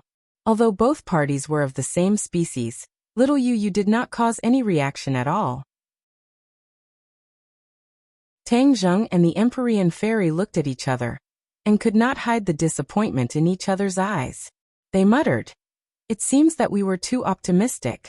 There was no reaction or change at all. The Empyrean fairy sighed and shook her head. The elder saw this and asked curiously, "Lord Emissary, what is going on?" "Its name is the Scarlet Lunar Beast. It is a creature from the outer sky. We want to know about the outer sky from them, but little Yu Yu does not know anything. So, we want to see if something will happen when it meets its kind. Then it can give us some information," Tang Zheng said. The elder suddenly understood. He looked at the two scarlet lunar beasts and said, "It seems that this method will not work." Xiao Bai heard this and said disapprovingly, "Master, what's so difficult about this? Let me help you break this thing." Just as he finished speaking, a white figure leaped out. With a bang, a small claw hit the crystal. With a rumbling sound, the crystal shook violently, but did not shatter. Xiao Bai looked at this scene in disbelief. It knew the power of this attack very well, but it could not hurt the crystal at all. "Damn it! Xiao Bai, don't mess around." Tang Zheng tried to stop it, but before he could finish, his eyes widened. He looked at the crystal in disbelief, and saw the scarlet lunar beast move. Its eyes shone brightly as it tried to touch Xiao Bai. The scarlet lunar beast had never moved before. It was as if it was a statue. This was the first time. "Ah, it's alive." Xiao Bai was not afraid. Instead, he was surprised to see the scarlet lunar beast's reaction. However, the scarlet lunar beast could not really touch Xiao Bai because of the crystal. Its eyes were filled with surprise and respect as it stared at Xiao Bai. Xiao Bai also stared at it with his round eyes. The scarlet lunar beast gradually lowered its head under Xiaobai's gaze. In the end, it even crawled on the ground with its front legs as if it was kowtowing. Xiaobai looked at this scene blankly. He turned his head and asked Tang Zheng, "Master, what is it doing?" Tang Zheng and the Empyrean fairy were shocked. Only the elder's reaction was less. In his mind, Xiaobai was the sorcerer tribe's sacred beast and had a noble status. It was only right for the scarlet lunar beast to kowtow to him. However, Tang Zheng and the Empyrean fairy thought more. The scarlet lunar beast was not an ordinary creature. It was a creature from beyond the heavens. Why would it kowtow to a sorcerer tribe's sacred beast in the human world? There were too many unsolved mysteries. Even little you could not trigger its reaction. However, Xiaobai's casual actions could trigger such a huge reaction from it. It was too bizarre. Tang Zheng rushed over and asked, "Xiaobai, try to recall. Do you remember its existence?" Xiaobai tilted his head. He did not seem to understand what Tang Zheng meant. After thinking for a long time, he shook his head blankly. "No, I have never seen it before. Master, why is it moving? It was alive in the first place. I used to think that it couldn't move, but now it seems that it disdains to move. Even little you couldn't elicit a reaction from it. On the contrary, you are a pleasant surprise. Then what is it doing?" Xiaobai asked suspiciously. Tang Zheng looked deeply at the scarlet lunar beast. He realized that it was still crawling with its head on its front legs. It was very respectful. He said thoughtfully, "It is kowtowing to you. It seems that it knows you." "I have never seen it before. How would it know me?" Xiaobai was confused. He could not figure out the complicated inside story. "It does not know you. However, it definitely knows your kind." "Oh, I see. Master, didn't you always want to know my origin? Won't everything be revealed if you let it out?" Tang Zheng shook his head, his expression darkened, and said, "It's not as easy as you say. You tried it just now. This spar is very sturdy. It can't be broken at all. You can only let it out after absorbing all the energy of this spar." Xiaobai was very disappointed. "That is so troublesome. Doesn't that mean we won't be able to find the answer for now?" Tang Zheng laughed instead. "Even so, we are still one step closer to the answer. This scarlet moon beast knows your origin. So as long as we work hard to absorb all the energy in this crystal, won't everything come to light?" Xiaobai's eyes lit up. He nodded and said, "Master is right. Xiaobai also wants to know his origin." "Tang Zheng, I have an idea." Suddenly the Empyrean fairy said. Tang Zheng turned his head. "What idea?" "Since this scarlet lunar beast and Xianyin conceal themselves, you can release Xianyin and see if they will react to each other." Tang Zheng's eyes flashed. Smart. This was a great idea. Since they both came from the sky beyond heaven, and were still alive, he wondered how they would react to each other. Therefore, he used his mind to summon the crystal that sealed Xianyin. The scarlet lunar beast seemed to have sensed something. It raised its head and looked at the crystal in front of it. Chapter 10:15. Seeing the scarlet lunar beast raise its head to look at him, Tang Zheng's lips curled up into a smile. He placed both of his hands on the crystal, and a surge of energy immediately entered his body. The crystal turned transparent and Xuanin's beautiful figure immediately appeared. The scarlet lunar beast's eyes immediately widened. It bared its teeth, and its eyes were burning with fire, as if it had seen its nemesis. Ah! Everyone was shocked by this scene. The human and beast obviously knew each other, and they seemed to be enemies. Since the scarlet lunar beast hated Xianyin so much, what kind of grudge did they have? The scarlet lunar beast kept hitting the crystal with its claws. However, it was useless as it could not break the seal of the crystal. Tang Zheng frowned. The scarlet lunar beast could not break the crystal, but Xianyin could. The two of them looked similar, but there was a huge difference. Why was that? Xianyin opened her eyes and looked at the scarlet lunar beast in shock. Her gaze was complicated. Tang Zheng looked at her and said, "Xianyin, why don't we come out and have a chat? What is your relationship with the scarlet lunar beast?" Xianyin looked at him as if to say, "Don't treat me like a fool." Obviously, she would not come out. "Do you want to be a coward? You are a consecrator of the Azure Dragon Palace, and you are from the sky beyond heaven. Don't you think it's embarrassing? Tang Zheng tried to provoke her to come out. However, all of this was futile. It had no effect at all. Master, who is she? Xiaobai asked as it was the first time he saw Xianyin. Xianyin's gaze fell on Xiaobai, but she did not have much of a reaction. She was completely different from the Scarlet Lunar Beast. This made Tang Zheng very confused. Xianyin and the Scarlet Lunar Beast were both from the sky beyond heaven. However, the Scarlet Lunar Beast knew Xiaobai. Why couldn't Xianyin recognize him? Tang Zheng shook his head, feeling somewhat disappointed. Now he could confirm that Xianyin and the Scarlet Lunar Beast knew each other, and there was quite a bit of enmity between them. As for the specific details, only those involved would know. Seeing that the Red Lunar Beast was getting more and more irritable, and its eyes were about to spit fire, Tang Zheng said to Xianyin, "Since you want to be a coward, I'll let you be." With a wave of his hand, Xianyin was sucked back into Sumeru world. Only then did the Scarlet Moon Beast calm down. Its anger slowly subsided. However, it still looked at Tang Zheng with a complicated expression. It was as if it was asking him to release it quickly. You want to come out? I don't have a better idea. You can only regain your freedom after absorbing all the energy in this crystal. Tang Zheng said helplessly as he knew what the Red Lunar Beast was thinking. Initially, he was worried that the Red Lunar Beast would be in trouble after it was freed.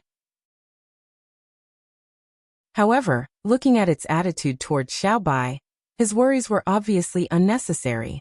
If Xiaobai could intimidate the Red Lunar Beast, then releasing it would solve a lot of mysteries. I'll stay and cultivate.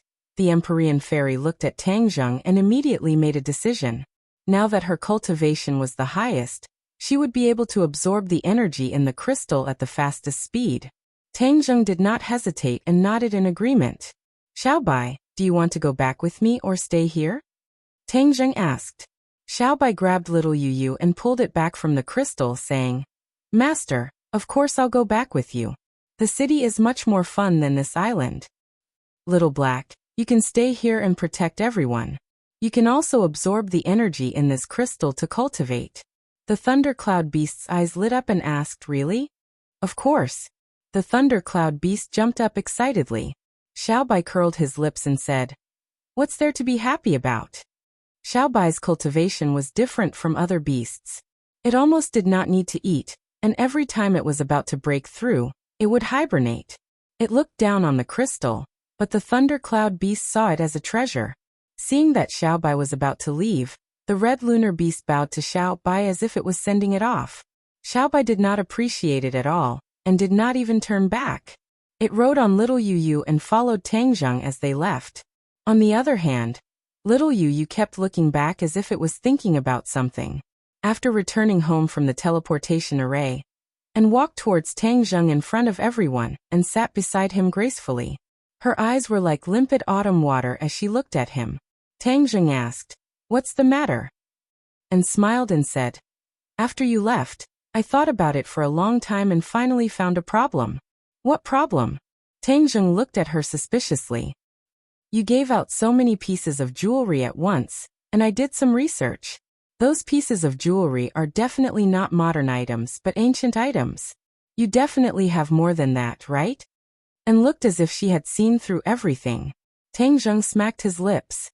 He had to admit that a woman's intuition was sometimes frighteningly accurate. However, he did not figure out En's true intentions and asked, So what if I did and so what if I didn't? And said confidently, I knew you had more than that. You really did have a lot of jewelry. I won't ask where you got them, but what do you plan to do with them? Seeing that she had guessed it, Tang Zheng did not deny it and said, I haven't thought about it yet. I have a good idea. Tang Zheng looked at her quietly. She seemed to be encouraged and said impatiently, I'll help you deal with these jewelry. They shouldn't be covered in dust and should shine with their own brilliance. Tang Zheng looked at her in surprise. As a princess of a country, how could she want to do this? And thought that he did not believe her, so she quickly took out a set of certificates and said, I have specially studied. Look, this is the top international jewelry appraisal qualification certificate, And this is the EMBI certificate that I minored in when I was in school. I can really help you with this matter." Looking at the certificates, Tang Zheng did not doubt their authenticity. She disdained to fake, but he did not expect her to be so enthusiastic about this matter. He did not know Anne's thoughts, and never believed in the principle of being a good wife. She was a typical Western woman. She believed that a woman needed her own charm and career. Only by making herself more outstanding could she gain the favor of a man, especially an outstanding man.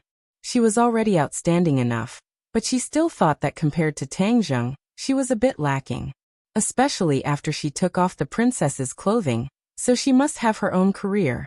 This time, she just happened to come across these jewelry, so she had this idea. Moreover, in this way, she could openly spend more time with Tang Zheng. Other women would have nothing to say and could not stop it. Wouldn't her opportunity come? She thought that God had heard her prayer and given her such a good opportunity. How could she just watch it slip through her hands? Why don't you say something? Do you agree? And looked at Tang Zheng affectionately and asked. Her eyes seemed to be able to speak.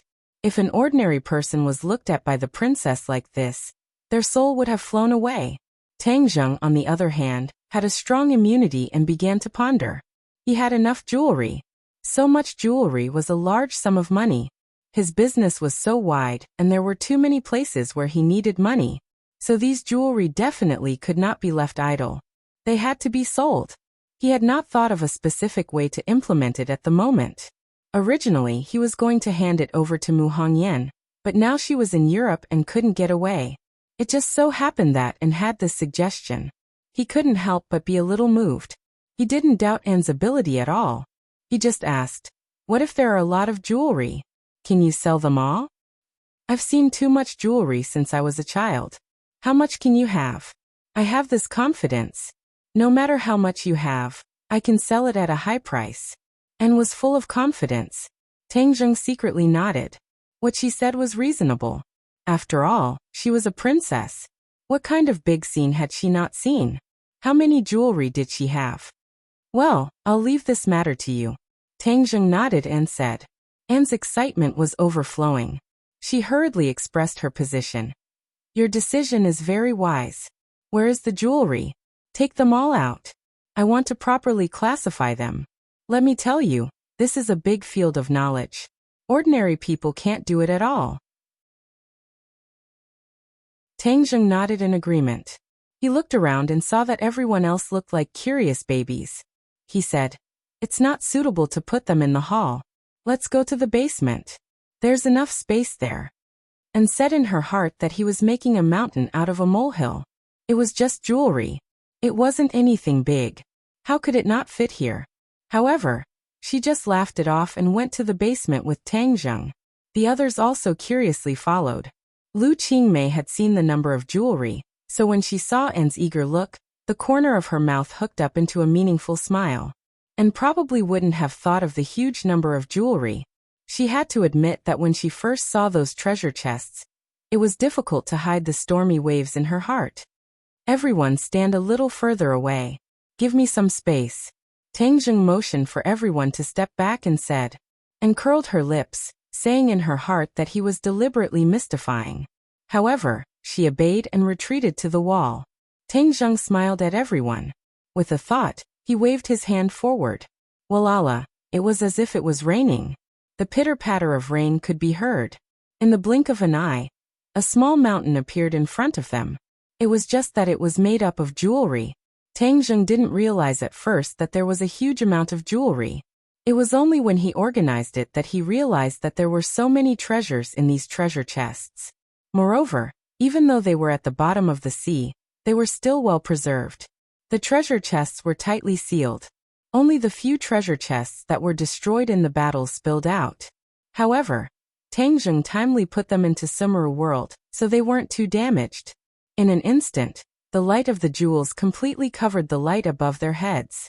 It was as if there was an additional sun. The light was dazzling and too much for the eyes to take in. Annie was dumbfounded as her eyes blankly stared at the mountain of treasures. She never would have thought that Tang Zheng would have so many jewels. Even if she was a princess of the imperial family, she had never seen so many jewels.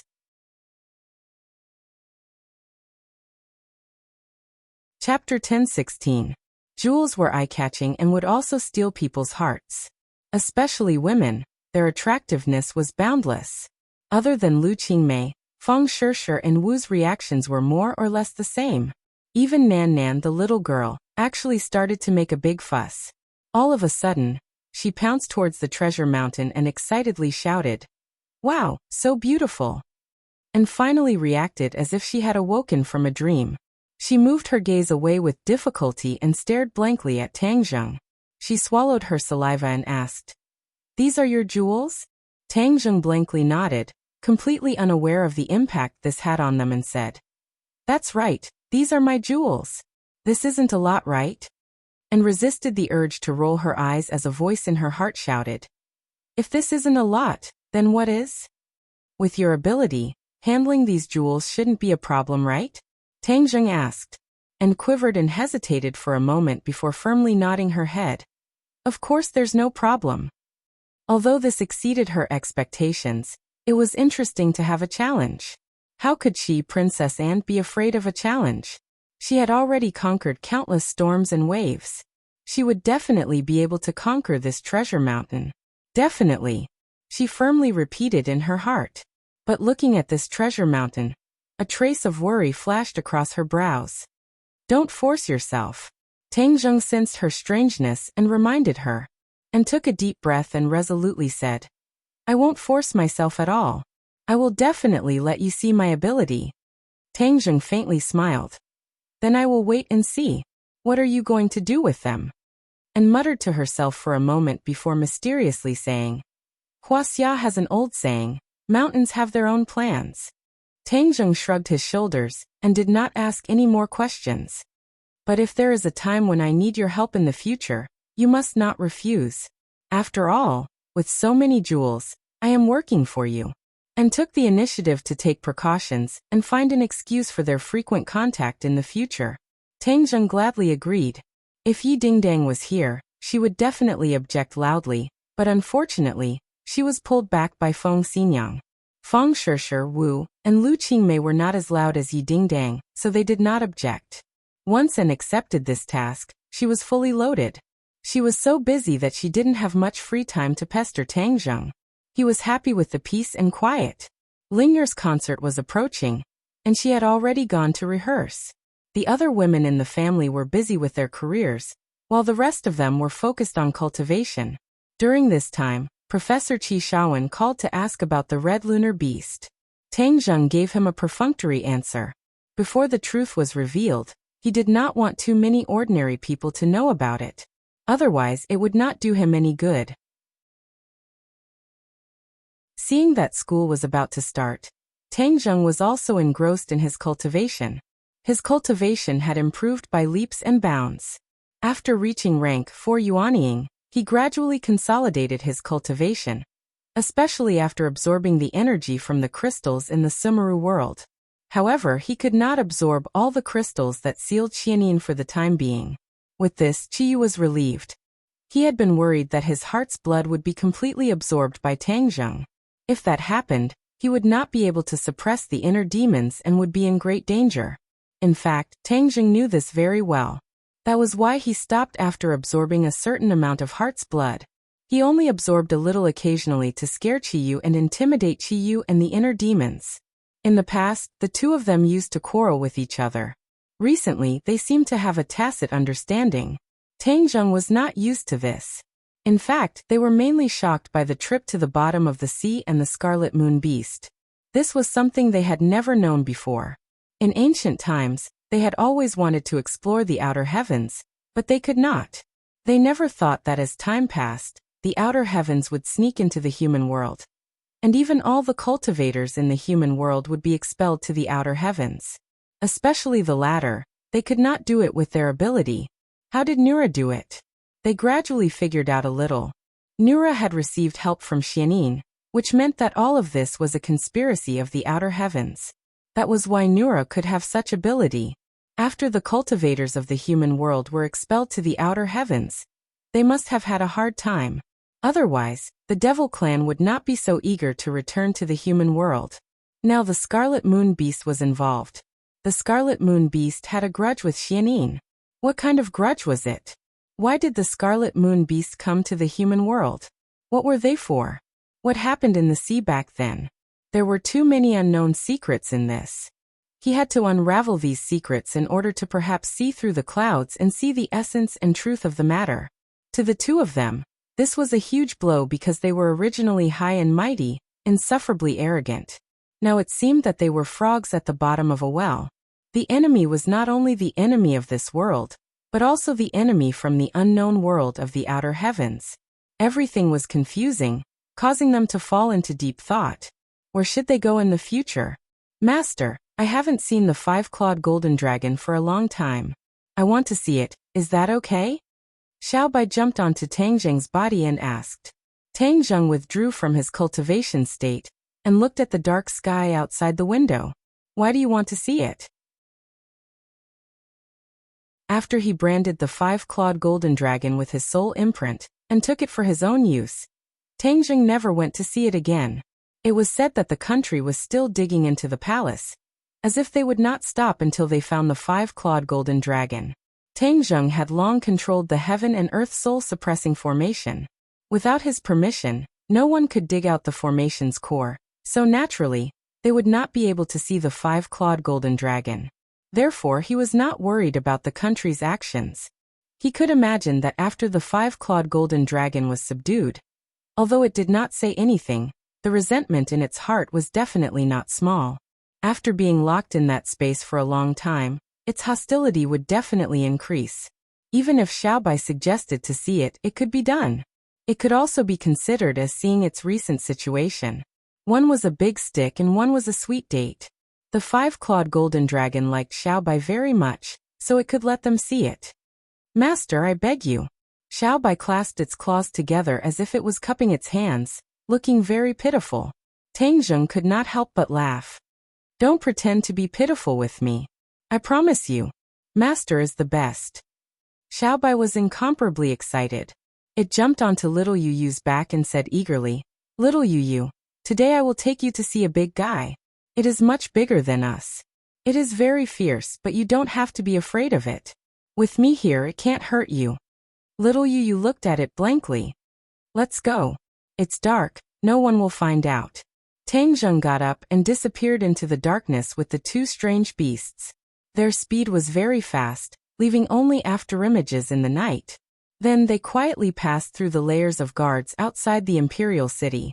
After a long time without any gains, the Imperial City's defense had weakened a lot.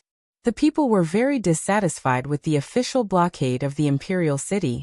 This was one less tourist attraction. However, the people of Huaxia were the most forgetful and kind. After a series of protests and complaints, they focused on their daily lives. Their attention was consciously diverted to other areas by the officials. Therefore, although the huge construction banner was a very far-fetched excuse, the people chose to accept it in the end. Although it was night, the Imperial City was still brightly lit. Unlike before, the Imperial City had now become a huge construction site. It was dug and riddled with holes.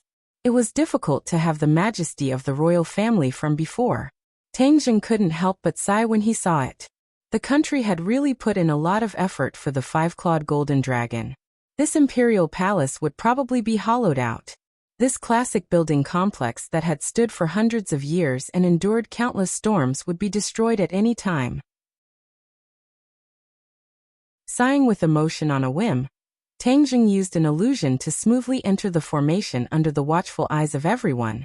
But no one could see them. The five-clawed golden dragon snorted. It was like a clap of thunder exploding in their ears.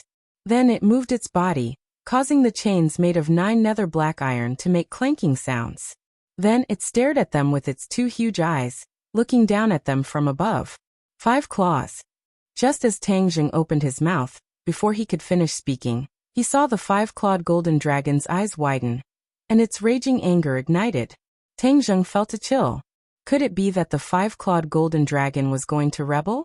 He quickly activated his mental cultivation method, and prepared to use the soul brand to make the five-clawed golden dragon restrain itself a little. However, he saw that its eyes were not staring at him, but directly at little Yu Yu. It roared angrily. It's you again, I'm going to kill you.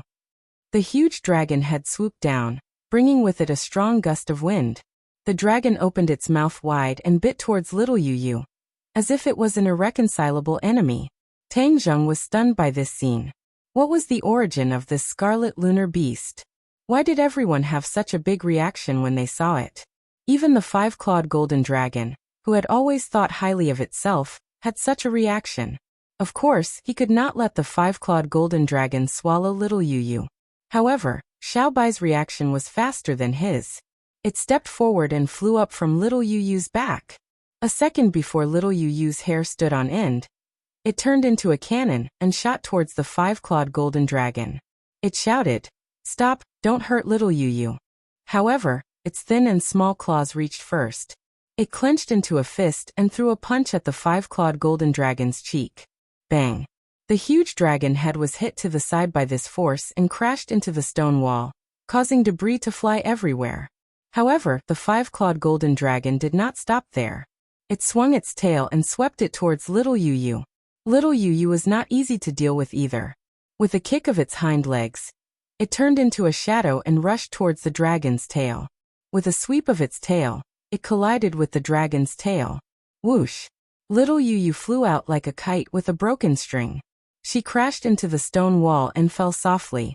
Xiaobai was furious and roared, "You stupid dragon, why did you hurt little Yu? I'll beat you up." Boom! The strand of red hair on Xiaobai's forehead immediately burst into flames. Its small fist was like a storm as it hit the five-clawed golden dragon's head.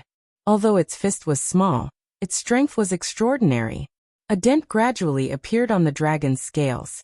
The five-clawed golden dragon was in pain and was completely enraged. Its dragon claws viciously clawed at Xiaobai.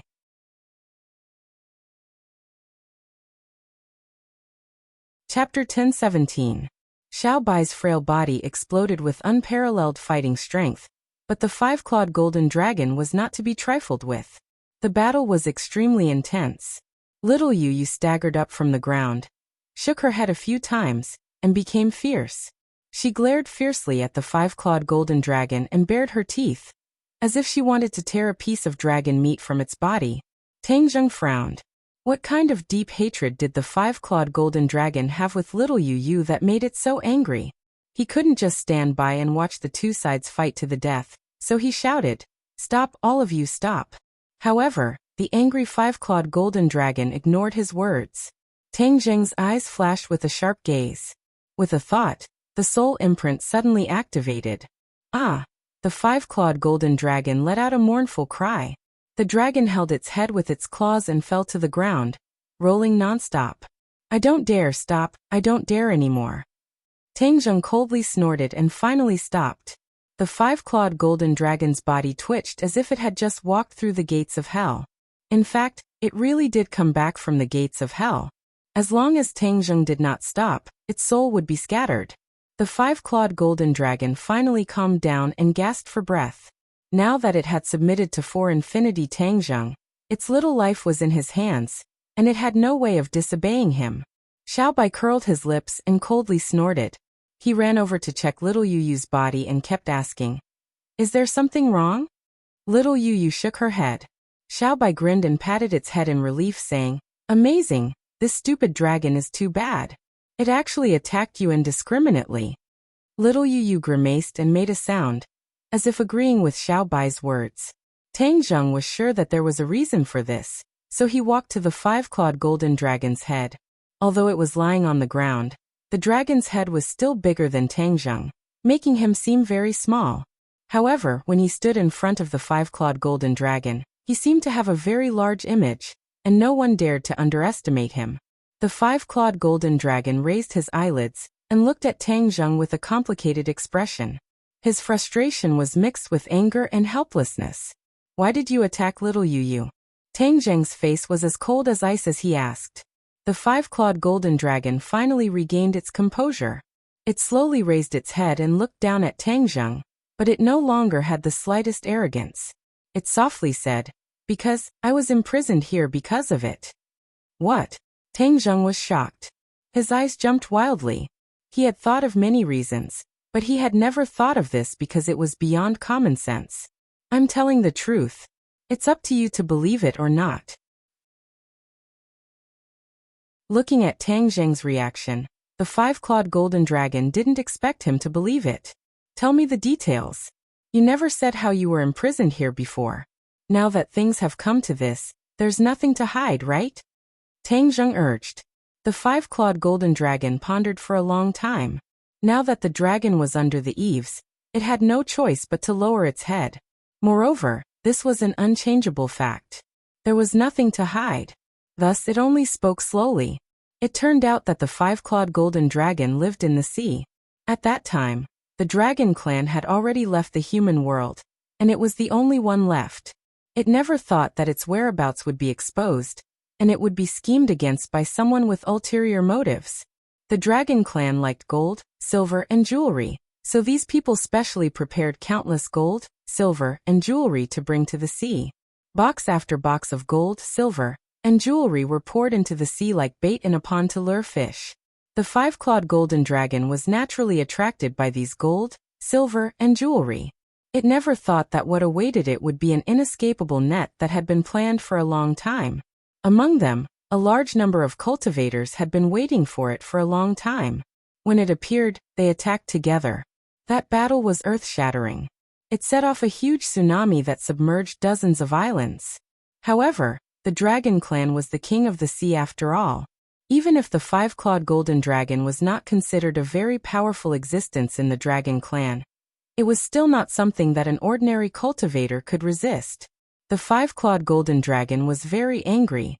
It was actually schemed against by a human. Thus, in a rage, it did not retreat. Instead, it took advantage of the first opportunity to launch a fierce attack. The cultivators suffered heavy casualties.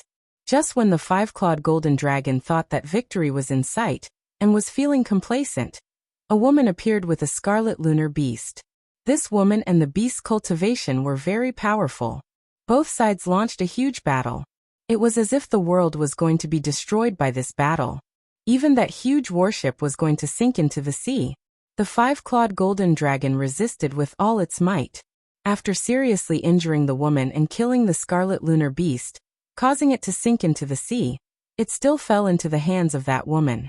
It was then bound by a chain made of 9 serenities mysterious iron, and suppressed under the imperial city.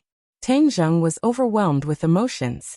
Without a doubt, although that experience was only a few sentences, it was definitely thrilling. If he did not see it with his own eyes, it would be hard to imagine.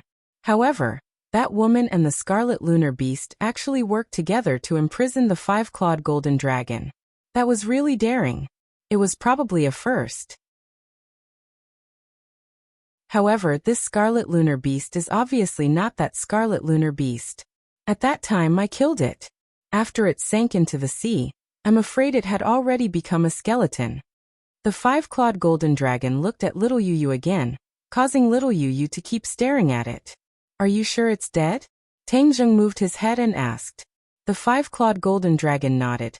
Of course. In fact, it's really strange. That woman actually took away the scarlet lunar beast's core before it sank into the sea. Heh, she didn't even let her own partner go. That woman's ruthlessness is something I have rarely seen in my life. What? She took away the scarlet lunar beast's core? Tang Zheng was shocked. The five-clawed golden dragon looked at Tang Zheng blankly and asked, Yes, what's wrong with that? Tang Zheng was as clear as a mirror. It seemed that the woman also knew the importance of the scarlet lunar beast's core. Therefore, after it died, she directly took away its core. This woman was really ruthless. After all, the scarlet lunar beast was her partner. The core of the scarlet lunar beast had probably been taken away by that woman long ago. She definitely had the scarlet lunar beast's abilities. Seeing that the five-clawed golden dragon was staring at him suspiciously, Tang Zheng did not explain further. However, another question popped up in his mind. Since the scarlet lunar beast was already dead, where did Xiao Bai come from? Were there other scarlet lunar beasts at that time? Tang Zheng asked. Definitely not. The scarlet lunar beast said firmly. Tang Zheng looked at it deeply and chose to believe its words. However, the most important thing was, where did little Yu Yu come from? His intuition told him that little you must be related to the scarlet lunar beast. After all, it had always been living in the shipwreck site. Could it be that the scarlet lunar beast was pregnant?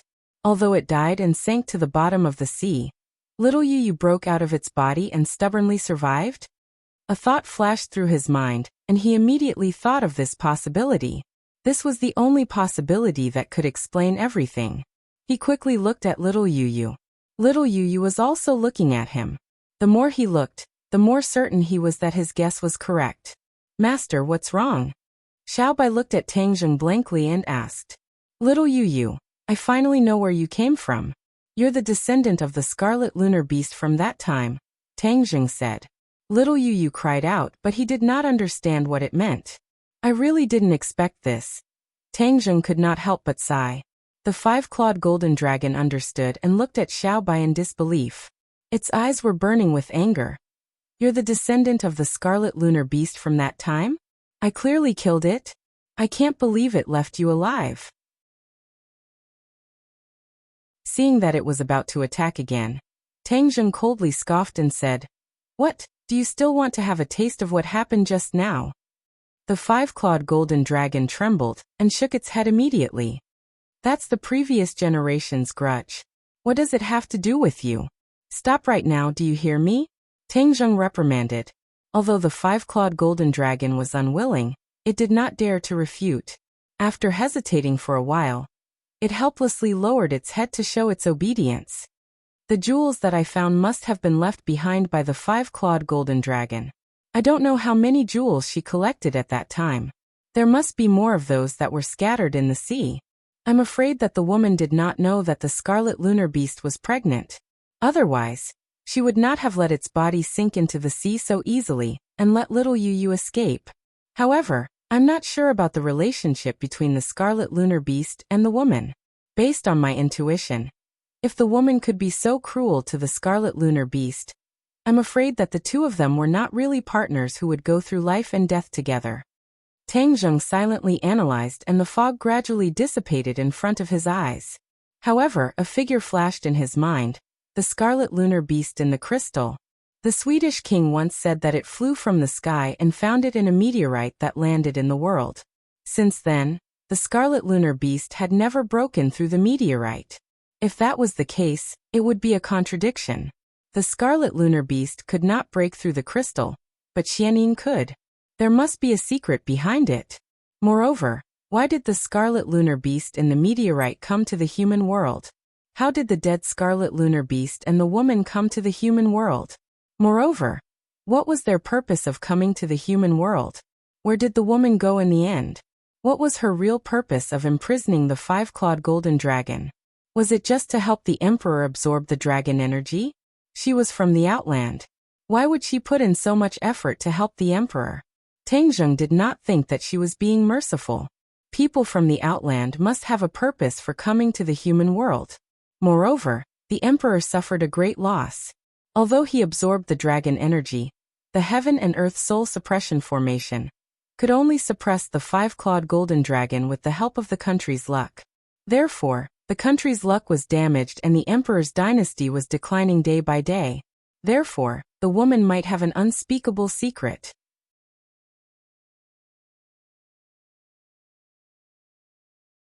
Chapter 10:18. Seeing him fall into deep thought, the three strange beasts fell silent at the same time and stared at him without blinking. Suddenly, Tang Zheng raised his head and looked at the five-clawed golden dragon. Do you still remember what that woman looked like? Of course I remember. The five-clawed golden dragon nodded, his eyes burning with anger. Even if she turned into ashes, I would still recognize her. Then tell me what she looks like. Tang Zheng's heart suddenly had a bold idea. The only person from the sky beyond heaven who still existed in this world was Xianin.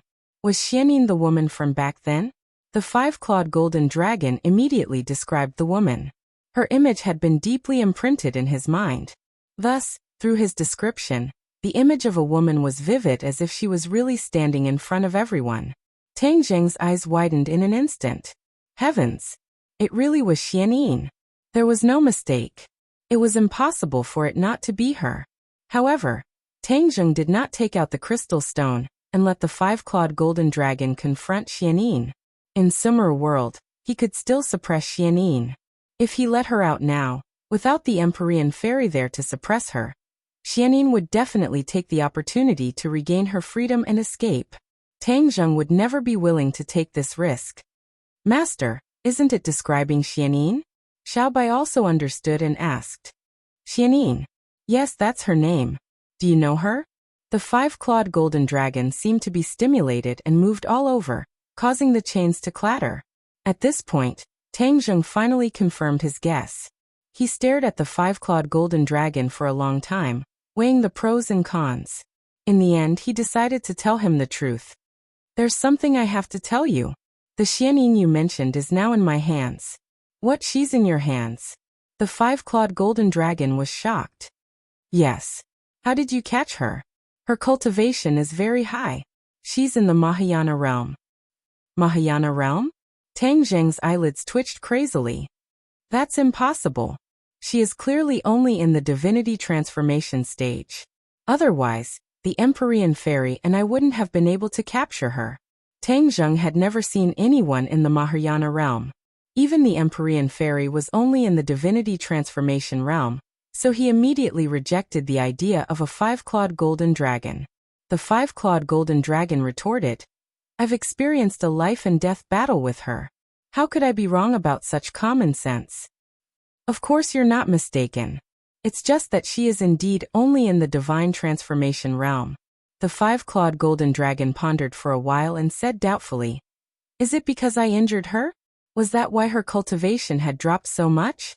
Just like how I've been suppressed here for a long time. My power has been greatly reduced, and I'm far from my peak state. That must be the case. Tang Zheng agreed after thinking about it. How badly did you injure her that her cultivation would drop so much, and she hasn't recovered after so many years? Tang Zheng asked curiously. The five-clawed golden dragon snorted heavily. At that time, I was determined to kill her, but she didn't have the will to fight to the death. That's why she suffered such a great loss and was severely injured by me. However, it's really strange. With her cultivation, she should have recovered to her peak state long ago. Tang Zheng had another question. Xianyin must have consumed the red lunar beast's inner core. Then, her cultivation speed would be twice as fast with half the effort. How could she have stagnated at such a rapid pace? There must be some unknown secret behind this. Anyway, all in all, one thing was clear now. Xianyin and the red lunar beast had joined forces with the emperor to capture the five-clawed golden dragon, and suppressed it under the imperial city. As for her true purpose, no one knew why she had joined forces with New Era to overthrow the emperor at that time. That was even more of a mystery. That's not right. Suddenly, Tang Zheng turned his head and looked at the stone room behind the five-clawed golden dragon. At that time, there was an old man's phantom guarding there. Didn't you say that he suppressed it here? How come it's Xianyin suppressing it now? The five-clawed golden dragon rolled his eyes and said, What's wrong with that? That year, the battle at sea was indeed Xianyin's doing. However, there was another expert in the emperor dynasty. That old man was the imperial advisor. The imperial advisor oversaw the construction of the imperial city. So, in the end, he was also one of the people who suppressed me. In the end, he spent almost all of his time in this stone room. Even when he died, he left behind a phantom. How high was his cultivation? Tang Zheng asked. Just barely at the threshold of the Mahayana realm. Tang Zheng nodded. That made sense. The imperial advisor who was at the divine transformation realm was no match for the five-clawed golden dragon. So he had to rely on Xianyin to capture it. The only question now was why did Xianyin's power not return to its peak after taking the red lunar beast's inner core? Even after hundreds of years, she still did not return to the Mahayana realm. If he knew the answer, he was afraid that he would really be able to see the clear sky. With a thought, he entered the Sumeru world with his divine sense. Looking at the huge crystal, he could not help but feel helpless. Unless Xianyin came out herself, this problem would always be bothering him. Since you've already caught Xianyin, give her to me. I want to kill her. The five-clawed golden dragon strongly requested. Tang Zheng smiled helplessly. If possible, I want you to kill her too. But now that she has sealed herself, we can't break the seal at all. What's going on? The five-clawed golden dragon was in disbelief. He was very emotional. He was so close to getting revenge, but he was told that there was nothing he could do. She sealed herself with the crystal. Unless we absorb all the energy of the crystal, we can't break the seal at all. Tang Zheng said with a wry smile. The five-clawed golden dragon exclaimed, Crystal? How could she seal herself with a crystal? Is there such a spell in this world? He knew what a crystal was, but he had never heard of a spell that could seal people with a crystal. He could not help but look at Tang Zheng suspiciously. Tang Zheng calmly accepted it and looked into its eyes. In the end, the five-clawed golden dragon had to believe what he said, but he would not be satisfied until he saw it for himself. I want to see her. Tang Zheng shook his head without hesitation. No, she can break the seal at any time. If I let her out, we can't stop her at all. I can.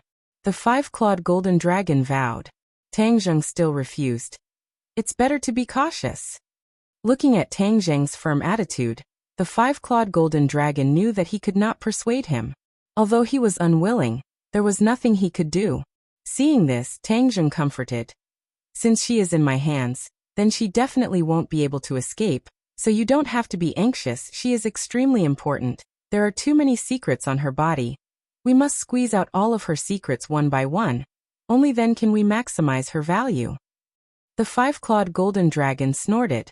Obviously, killing Xianyin could resolve the anger and resentment in his heart. You had contact with Xianyin in the past. Have you heard of her real purpose? How would I know? My intuition tells me that she was sent by the sky beyond heaven for a purpose. Humph, so what if it's not simple? I just want to kill her. The five-clawed golden dragon said angrily. Tang Zheng looked at it and knew that it was in a bad mood, so he could not continue talking to it, so he said, although little Yu Yu's mother has a grudge with you, the past is like smoke, so this debt is written off. It is now following me, so don't have any ideas about it, otherwise, you will know the consequences. The five-clawed golden dragon looked at little Yu Yu unwillingly. Finally, he lowered his head to show that he understood. I used to think that you were very smart. Why do I feel that you are getting more and more stupid? Xiaobai swaggered over and pointed a claw at the five-clawed golden dragon. The five-clawed golden dragon's eyes instantly widened. The pits on his head were still aching, and it would take some time for them to recover. White Yi's origin was too strange. Although its fist was small, its strength was strangely great. The key was that its speed was comparable to the speed of light, making it impossible for people to catch it. This gave the five-clawed golden dragon a headache. When facing Xiaobai, his huge body was useless. Looking at Little White's appearance, Tang Zheng could not help but laugh, and the corner of his mouth hooked up into a smile. Seeing that the five-clawed golden dragon was speechless and almost had internal injuries from holding it in, he said, Little White, speak less. Xiaobai rolled his eyes. That's right. This stupid dragon is not obedient at all. It just needs to be taught a lesson. It is much worse than little Yu Yu. Master, what do you think about the taste of a roasted dragon? Roasted dragon. Tang Zheng was flabbergasted. He really dared to think about it. If he really roasted a dragon and ate it, how shocking would that be? Speaking of which, what was the taste of dragon meat? Had anyone tried it before? In the end, he was also a person who was not afraid of anything. Yet he was also thinking about random things. The five-clawed golden dragon was incomparably angry and roared. Xiaobai, don't push your luck.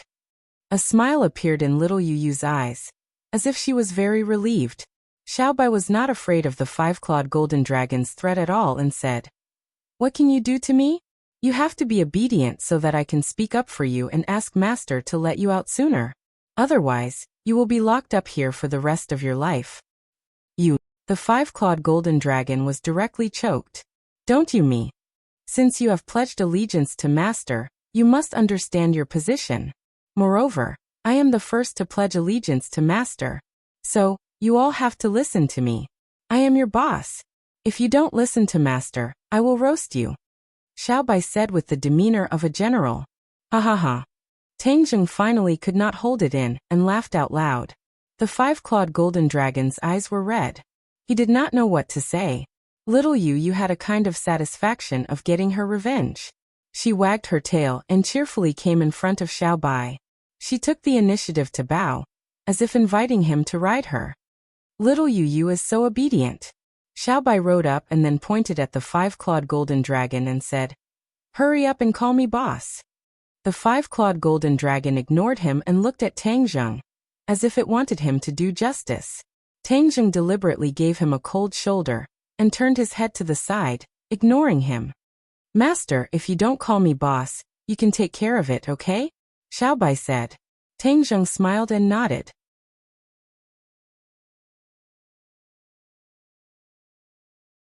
Chapter 10:19. A dragon under the eaves had no choice but to lower its head. Tangjung knew when to stop and said, "This time I came to find you for another matter." The five-clawed golden dragon lowered his posture and asked humbly, "What is it?" "It's about the Langya Pavilion." Back then, when he ascended to the 5th level of the Langya Pavilion, he suddenly had an idea. When he looked out of the window of the Langya Pavilion, the area outside of the Langya Pavilion was vast and boundless. He did not know where it was and he had the urge to explore it. However, this matter was not a small matter, so it was better to ask the five-clawed golden dragon first. "I see that there is an endless area outside the Langya Pavilion. What is that place?" The five-clawed golden dragon was startled. He stared straight at Tangjung and asked warily, "Why do you ask this question?" "I just happened to see it and suddenly had an idea. Before we enter the Langya Pavilion, we are told not to go to other areas except for the Langya Pavilion. I actually forgot to tell you about this." The five-clawed golden dragon said with lingering fear. "We can't go to those areas? Why? I think that area is not small. Maybe there are other things." Tangjung asked puzzledly. "This is the rule of the Dragon Clan. All the Dragon Clan disciples must abide by it. Why do you ask so many questions?" The five-clawed golden dragon said with dissatisfaction. Tangjung frowned and said in his heart, "What rule of the Dragon Clan? I'm not a Dragon Clan." The Dragon Clan was so afraid of this area, which meant that it was not simple. It seemed that this area was worth exploring. Seeing that he did not say a word, the five-clawed golden dragon's eyes changed slightly. He exclaimed, "You don't want to go to that area, do you? I'm telling you, don't take the risk. Since the Dragon Clan has this rule, it must be for our own good." Seeing that he was so strongly against it, Tangjung was even more certain that there was something fishy about it, so he said, "Has no one ever been there before? Anyway, I've never heard of it. Your dragon god's secret art has now been cultivated to the 5th level. You can climb to the 5th floor. Moreover, your cultivation has greatly increased and breaking through to the 6th level of the dragon god's secret art is just around the corner. Why do you want to think about those illusory things?" The five-clawed golden dragon said earnestly. Tangjung looked at the five-clawed golden dragon suspiciously. Why was he so agitatedly objecting? Could there be some hidden reason? In the final analysis, he didn't completely trust the five-clawed golden dragon in the bottom of his heart. That was why he had such concerns. He chuckled and said noncommittally, "It's been a month since I last entered the Langya Pavilion. I'll go in again now." After he finished speaking, he sat down cross-legged. Xiao Bai immediately stood guard beside him. He glared fiercely at the five-clawed golden dragon as if to say, "Don't you have any bad ideas? I'm here." Tangjung's consciousness had already entered the dragon seal. The towering Langya Pavilion was right in front of him. He raised his head and glanced at it. He didn't walk in. Instead, he turned around and walked in another direction. In the end, he still decided to explore this area. Apart from the Langya Pavilion, the other places seemed to be shrouded in fog. He couldn't see the specific appearance at all. Tangjung walked straight into the fog. He didn't know how long he had walked. He looked around and couldn't distinguish the direction. He leaped high into the air. He was dozens of meters high, but he still couldn't break free from the fog. The fog was still heavy in all directions. This was inside the dragon seal. He was just a wisp of consciousness. He couldn't fly on his sword. He could only continue to move forward. Suddenly, he stepped on air and fell down involuntarily. Ah! He couldn't help but scream. He was about to cast a spell to stop, but he found that he was falling too fast. He couldn't stop at all. Bang! With a muffled sound, he fell heavily to the ground.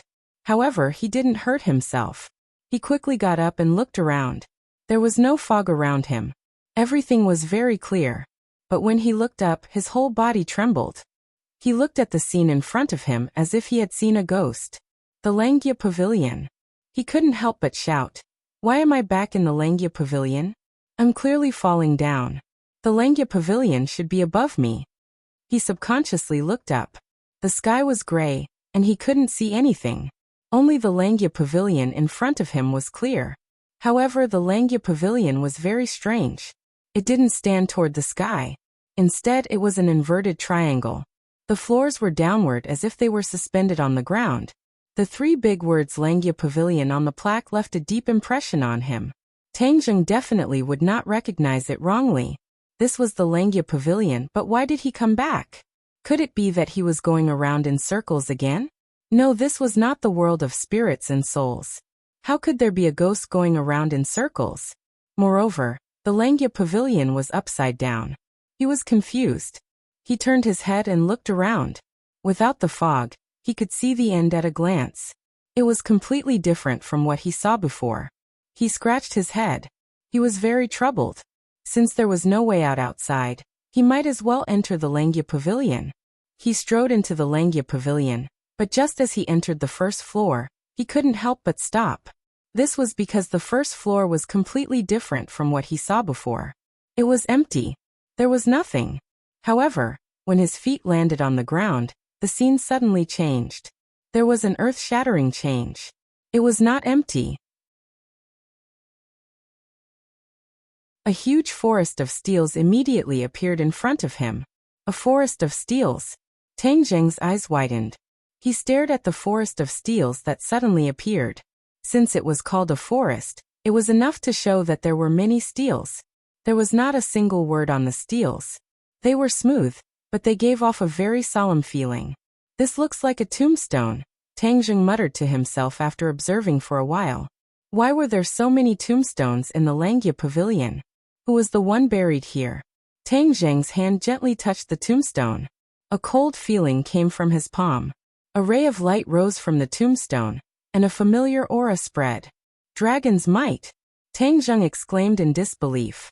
As soon as he finished speaking, a ray of light rose from the tombstone and formed a golden dragon in mid-air. It flew around the forest of steels, then fell into the tombstone and disappeared. Tang Zheng stared blankly at this scene. What's going on? Why did a dragon fly out of the tombstone? He placed his hand on another tombstone. Just like before, a ray of light flew up and intertwined to form a dragon. Then it flew into the tombstone again. Tang Zheng's breathing involuntarily quickened. He stared at the forest of steels as if he wanted to see through the mystery. A thought flashed through his mind, and he seemed to be deep in thought. Could these dragons be the ones buried below? Aren't they already dead? Why are they still here? Are they dragon souls with remnant souls? Since so many dragons were buried here, he shouldn't disturb them. Thus, he quietly stepped onto the stairs that led to the second floor. After he stepped onto the stairs, the scene on the first floor changed. The forest of tombstones disappeared, and it became bare again. Looks like I have to be inside to see the forest of tombstones. Dragons have such a long lifespan. I didn't expect that so many of them would die. When he walked all the way down to the entrance of the second floor, it was still empty in front of him. However, when he stepped into it, everything changed again. It was still the forest of tombstones, but there were many fewer tombstones. This time, he didn't touch the tombstones and let them rest here. Could it be that this whole building is a tomb, and countless dragons are buried here? He suddenly wondered, but no one answered his question. He went down to the third floor, and it was still the same tombstones. It was the same on the fourth floor. When he walked to the fifth floor, he finally found a special feature. The lower he went, the fewer tombstones there were. Especially when he reached the fifth floor, there were only about 100 tombstones. He stopped and looked at so many tombstones and sank into deep thought. If it was a normal person, They would probably be very scared when they fell into so many tombstones. However, Tangjing didn't feel much fear. He just felt that it was very strange. Why would such a situation occur here? Although the two Lengya Pavilion had the same name, the things inside were completely different. This was a tomb, but the ones buried inside were all dragons, unlike the prehistoric heavenly tomb that not only had humans, but also demonic beasts. He looked at the stairs leading to the 6th floor and directly walked over. Since he was here, he had to find out what was below. He couldn't give up halfway. Bang. However, when he walked to the front of the stairs and was about to step on it, he was bounced back by a strong force and staggered back. He quickly stabilized his body and looked at the Lengya Pavilion in bewilderment. Could it be that this is the same as the Lengya Pavilion? If the Dragon God method doesn't reach the corresponding level, it won't be able to reach the corresponding floor? Please, this is just a tomb. Why would there be such strict rules? He did not continue to try, nor was he in a hurry to go downstairs. There was nowhere to go outside, and there was only so much space in this space. Therefore, the problem that troubled him now was how to go back. With a thought, he tried to withdraw from the dragon seal, but found that there was no reaction at all. Why? When he was in the Lengya Pavilion, he could come and go as he pleased. Now it was as if his freedom was restricted. Could it be that you want to trap me here to death? Since there was no way out, he could only look for another way. His gaze turned and locked onto the stairs leading to the 6th floor. He remembered very clearly that when he tried to force his way to the stairs leading to the higher floors, he was bounced back by that huge force, and then he was forced out of the dragon seal. He wanted to imitate this method, so he circulated his internal energy. Like an angry lion, he rushed up the stairs with a whoosh. Bang! He was once again bounced back and fiercely crashed into the wall. His bones seemed to be about to fall apart, but he still did not retreat. He didn't know whether to laugh or cry. What was going on? Why didn't this method work? Could it be that it could only be done in that Lengya Pavilion? He rolled his eyes speechlessly, but now that he couldn't leave, could it be that he was trapped here to death? No, every time I come to the Lengya Pavilion, there is a time limit. As long as the time is up, I can definitely leave automatically. He had a flash of inspiration and finally thought of this. Therefore, he was not in a hurry. He simply sat down, glanced at the tombstone, and then began to cultivate without any distractions. Cultivating in the Lengya Pavilion was twice the result with half the effort, so he could not let go of this good opportunity. Moreover, waiting was very boring. He silently circulated his power, especially the Dragon God method, which was circulating on its own. The 5-clawed golden dragon in his glabella began to dance.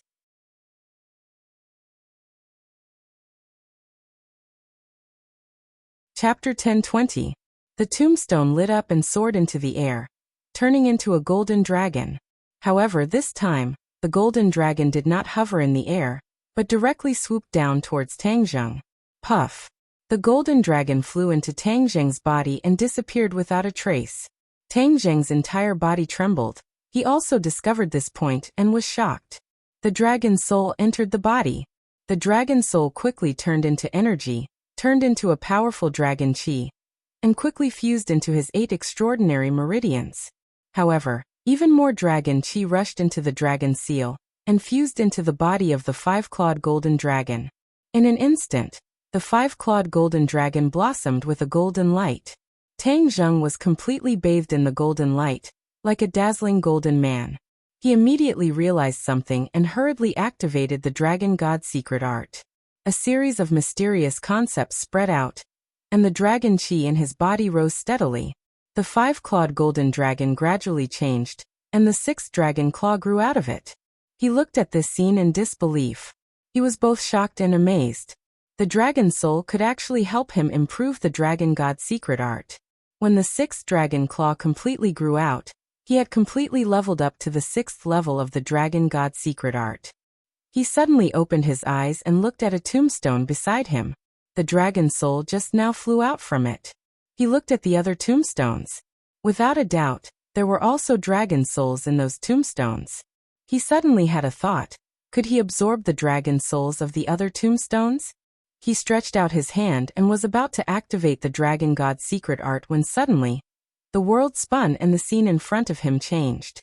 The forest of tombstones disappeared, and he returned to reality.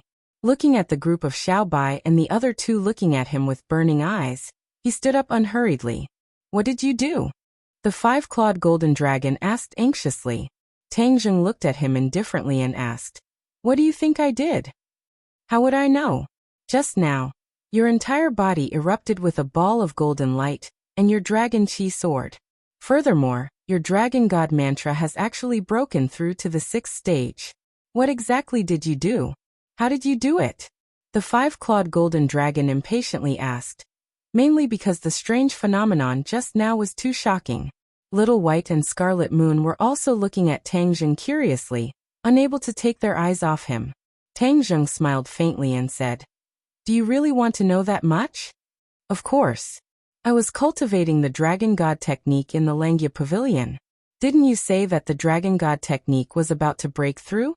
I coincidentally broke through this threshold, so what's so strange about that? Tang Zheng asked with a smile. The five-clawed golden dragon thought for a while and shook his head. No. It doesn't make sense for your body to suddenly have such a powerful dragon chi. Tang Zheng shivered. This five-clawed golden dragon's eyes were indeed shrewd. He actually saw through this. Oh, then what do you think is going on? Tang Zheng asked with a smile that was not a smile. The five-clawed golden dragon thought for a long time. He looked at Tang Zheng from head to toe, as if he wanted to see through him. However, in the end he shook his head helplessly. I don't know, but you should know very well. Is that so? Tang Zheng smiled meaningfully.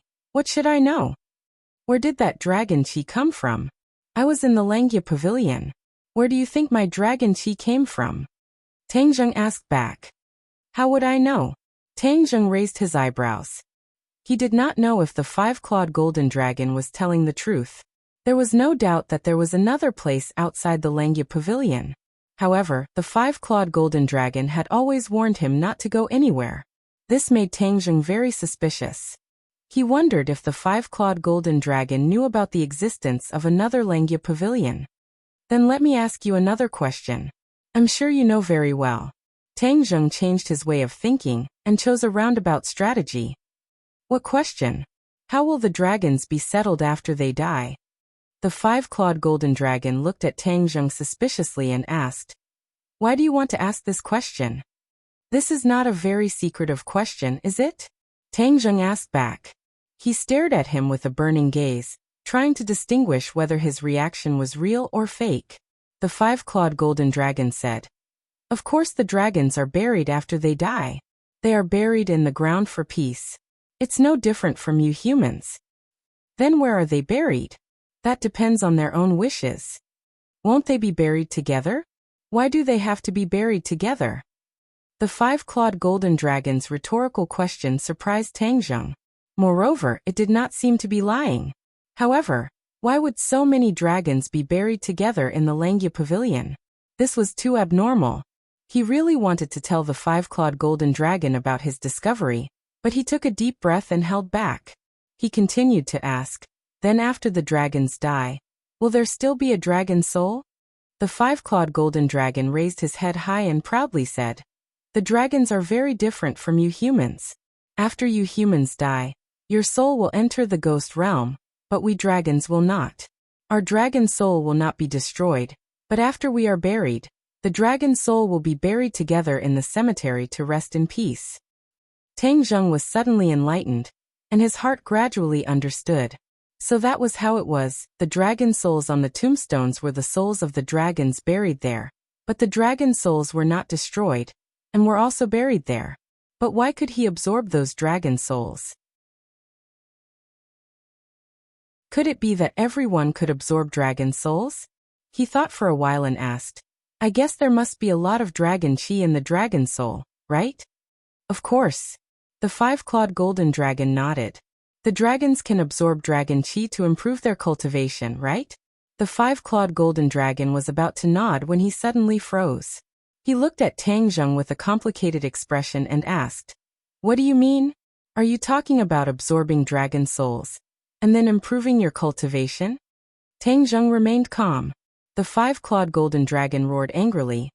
Why is your idea as despicable as the Dragon Slayer? Dragon Slayer? Tang Zheng raised his eyebrows. This was the first time he had heard of this term. He couldn't help but stare at the five-clawed golden dragon curiously and asked, "What is a Dragon Slayer?" "A group of despicable and shameless guys." The five-clawed golden dragon wanted to say something but hesitated. Seeing that Tang Zheng was listening attentively, he didn't dare to not say it. He thought that this wasn't a big secret, so there was no harm in telling him. Thus, the five-clawed golden dragon indignantly said, "Dragon Slayer is a general term for a group in the world. Not only are there people in this group, there are also other races, but the only thing they have in common is that they specialize in hunting dragon souls, absorbing the dragon chi in them, and then increasing their cultivation." Tang Zheng seemed to have opened the door to a new world. He curiously asked, "There is actually such a group in the world? Hasn't your dragon race always been very powerful and aloof?" The five-clawed golden dragon seemed a little embarrassed and said, "Even if it is a powerful race, it is difficult to escape the schemes of some sinister and deceitful people. Especially these dragon slayers. Not only do they work together to slay dragons, what is even more despicable is that they actually absorb the dragon souls of the buried dragons." Tang Zheng couldn't help but blush. Didn't he also absorb the dragon souls? He was the despicable person that the five-clawed golden dragon said. He coughed twice to cover up the embarrassment in his heart and said, "Then how do you usually deal with these dragon slayers?" "Of course we cut them into 8 pieces." The five-clawed golden dragon said fiercely. Tang Zheng felt a chill run down his spine, but he pretended to be calm and said, "Where are these dragon slayers?" "The dragon slayers are very cunning. In the past, it was because we were unwilling to be disturbed that a portion of our dragon race left our homeland to find a new place to live. I came to this world with the other clansmen, but in the end we found out that this was not our paradise, so we naturally left," the five-clawed golden dragon said regretfully. However, Tang Zheng's heart jumped wildly. He grasped a key point and asked, "You said that the dragon slayers forced you to leave your homeland. Then how strong are they? Even stronger than your dragon race? How is that possible?" Panic flashed through the five-clawed golden dragon's eyes as he denied it. "The dragon race is the strongest. In short, the dragon slayers are very hateful. If I were to meet them, I would definitely tear them into 10,000 pieces. Since the dragon soul is so dangerous, haven't you thought of a way? For example, if you hit the dragon soul in a certain place and then protect it, wouldn't you be able to prevent it from being taken away by the dragon slayers?" Tang Zheng asked deliberately. The five-clawed golden dragon looked at Tang Zheng in surprise and said, "You are really smart. You actually thought of the same method as us back then. However, the dragon slayers are too cunning. No matter where they hide, they can find them like a cat stealing a fish. In the end, because many dragon souls were gathered together, they took advantage of them and their strength increased greatly. It is precisely because of this incident that the dragon slayer's strength increased greatly and posed a huge threat to our dragon race." The five-clawed golden dragon did not finish his sentence. It was precisely because they adopted this strategy that they were wiped out by the dragon slayers. As a result, a large number of dragon souls were taken away, and the dragon slayer's strength reached a peak state. They were actually able to threaten the existence of the dragon race, so the dragon race had no choice but to find another place to live. Of course, these secrets would be too embarrassing for the dragon race, so it was impossible for the five-clawed golden dragon to not say it. But what kind of person was Tang Zheng? He could see the big picture from the small details. Through analysis, he gradually comprehended a trace of clues, and his guess was not far from the truth. Immediately, he became even more curious about the dragon slayers. What kind of group could be so powerful? Then what about the tombstone in the Langya Pavilion? Could it be that it was also a place for the dragon race to settle down? Only the dragon race could enter the Langya Pavilion through the dragon seal. The dragon slayers had no way at all. Why didn't the dragon race place all the dragon souls in the Langya Pavilion?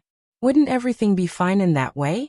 He did not know the reason, so he decided to test the five-clawed golden dragon again. he asked. Five-clawed golden dragon, do you really not know what is in the space outside the Langya Pavilion? Didn't I tell you? The dragon race has a rule that they are not allowed to set foot in that space. They can only go to the Langya Pavilion. The five-clawed golden dragon said impatiently. Seeing that there were no flaws in his words, Tang Zheng decided to believe him first. It seemed that he really did not know about the steel forest. Since that was the case, then he could not tell him. Otherwise, with his temper, he would definitely lose his temper. If he told him that he had absorbed a dragon soul, he was afraid that he would even have thoughts of killing him.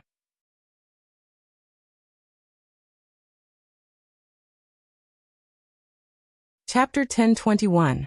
In order to avoid arousing the suspicions of the five-clawed golden dragon, Tang Zheng brought Xiao Bai and little Yu Yu out of the imperial city. The harvest this time was quite bountiful, allowing him to come into contact with a brand new world.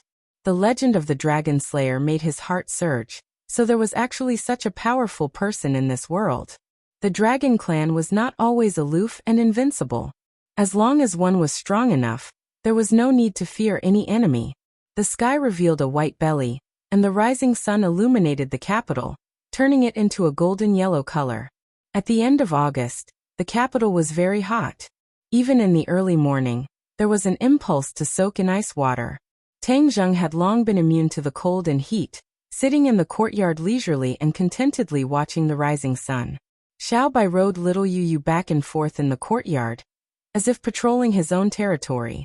Fang Shishir went to school to prepare for the new students. Lu Qingmei went to work, and went out early in the morning to work on the jewelry. Marshall was not idle either, cultivating in the training room. Speaking of the training room, this was something that the women had fiddled with. They had tidied up a basement, and then transformed it into a training room. There were many weapons in it, and there was also a battle room. The women would occasionally have a battle practice on a whim. Tang Zheng had seen it once, and could not help but admit that women were really valiant in battle, especially women against women. They did not have much tenderness for the fairer sex. In their words, the practice should be like actual combat, real swords and real spears, so that they could display their proper level in the face of battle. It was precisely because of this that the passion of the women in training surged, because everyone wanted to win in the practice. If they failed, they would definitely think of a way to get back their face next time. Looking at their tenacity, Tang Zheng praised them a few words, causing the women to be even more motivated. In fact, they were very clear that as Tang Zheng's strength increased, if they did not improve themselves, they would always be protected by Tang Zheng, and they would be a burden. No one wanted to be weak. They were in contact with the strong all day long. This idea was especially strong. After all, leisure time was short. Yan Luyan hurriedly rushed over. Seeing his leisurely appearance, he plopped down on a nearby chair, crossed his legs and said, "Young Master Tang, your days are too comfortable." Tang Zheng looked at him with a smile and said, "You're the young master of the Yin family. Don't tell me you're having a hard time?" "Of course. You don't know how busy I am these days." "Oh, why?" Yin Luyan stared at Tang Zheng with wide eyes and said, "Why? It's all because of you. Don't you want to find the whereabouts of the Azure Dragon Hall's High Lord? How could we dare to be negligent? We practically turned the entire capital upside down." "Oh, what did you find?" Tang Zheng asked curiously. "Don't you know who I am? I've been busy for so long. If I didn't find anything, how could I have the nerve to come see you?" "Of course I found something," Yin Luyan said proudly. He and Tang Zheng had already become very familiar with each other. He was not as cautious as the elders in his family. Instead, his relationship with Tang Zheng was getting closer and closer. Tang Zheng laughed involuntarily. "Don't keep me in suspense. I've worked so hard for so long. How could you not let me show off a little? All right, since you're so impatient, I'll tell you. The High Lord's whereabouts are very mysterious. We couldn't find him, but we found the whereabouts of another person." "Ooh, Grandma Li. It's her." Tang Zheng was shocked. When Grandma Li returned to the Li Palace, she did not obtain any benefits. In the end, she took a few disciples and fled. He did not expect that she would come to the capital. Yes, this Granny Lee is an expert.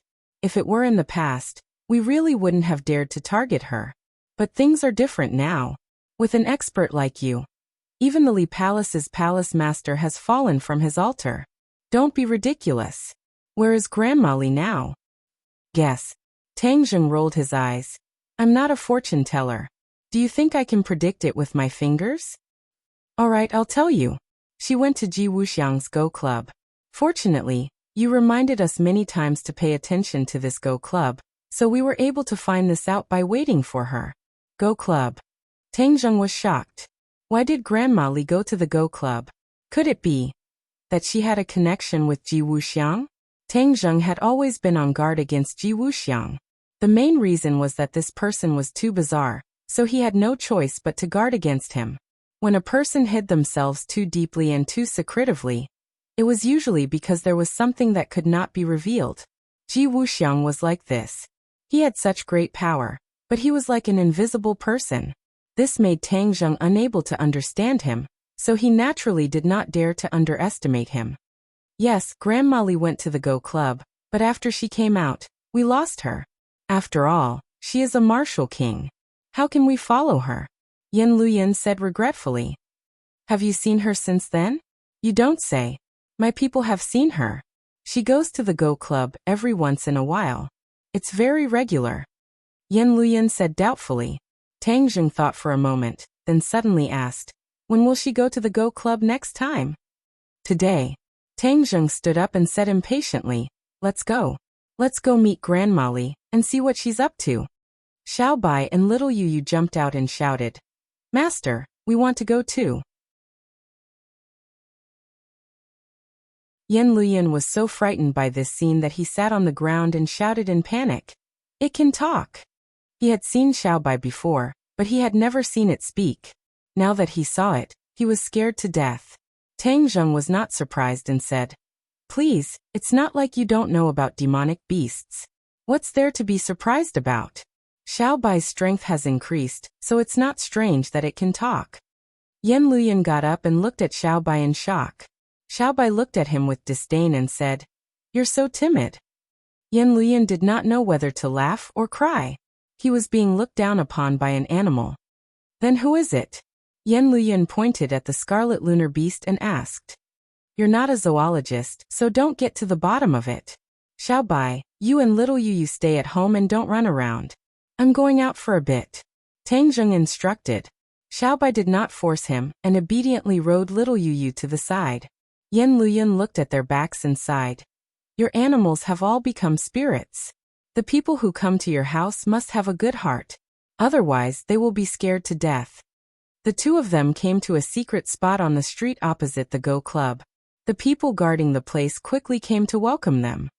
Is she here? Yan Luyan asked. Reporting to young Master Yan, she hasn't arrived yet, but she should be here soon. She's here. Tang Zheng suddenly interrupted the two of them and stared at a figure in the distance. This person was Grandma Li. She did not have any makeup on and swaggered into the Go Club. It's really her. Tang Zheng was all too familiar with Grandma Li. A person's face could be changed, but it was extremely difficult to change their temperament. What should we do? Yan Luyan asked.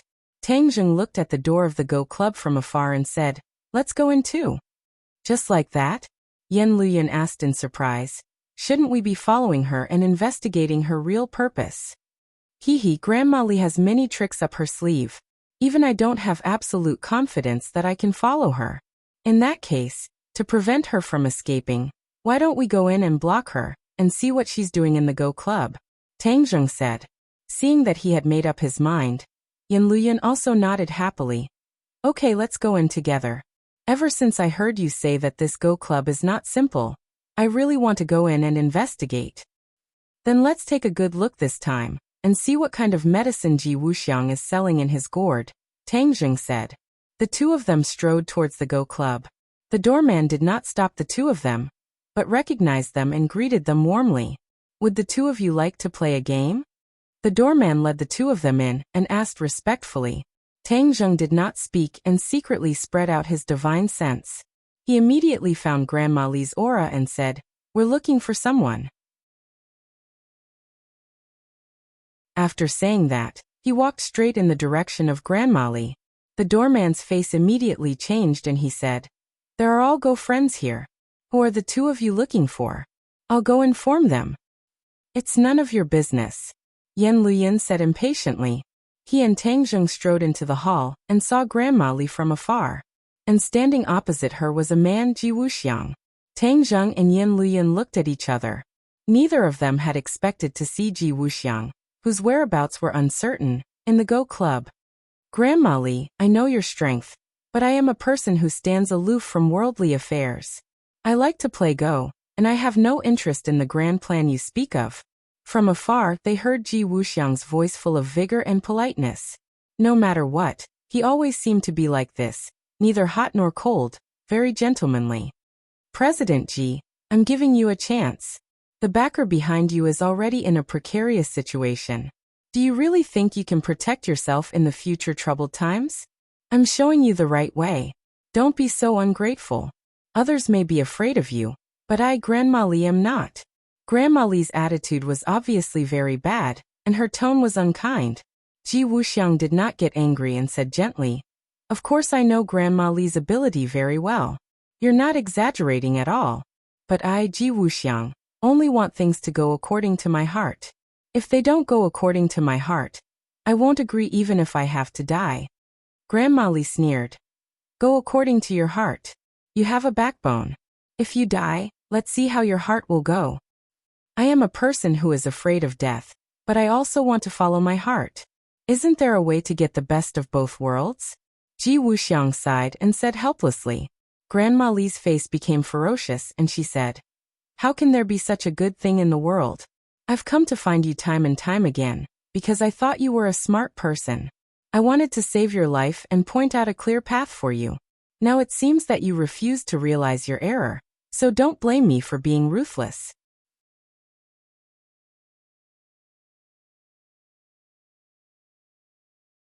Chapter 1022.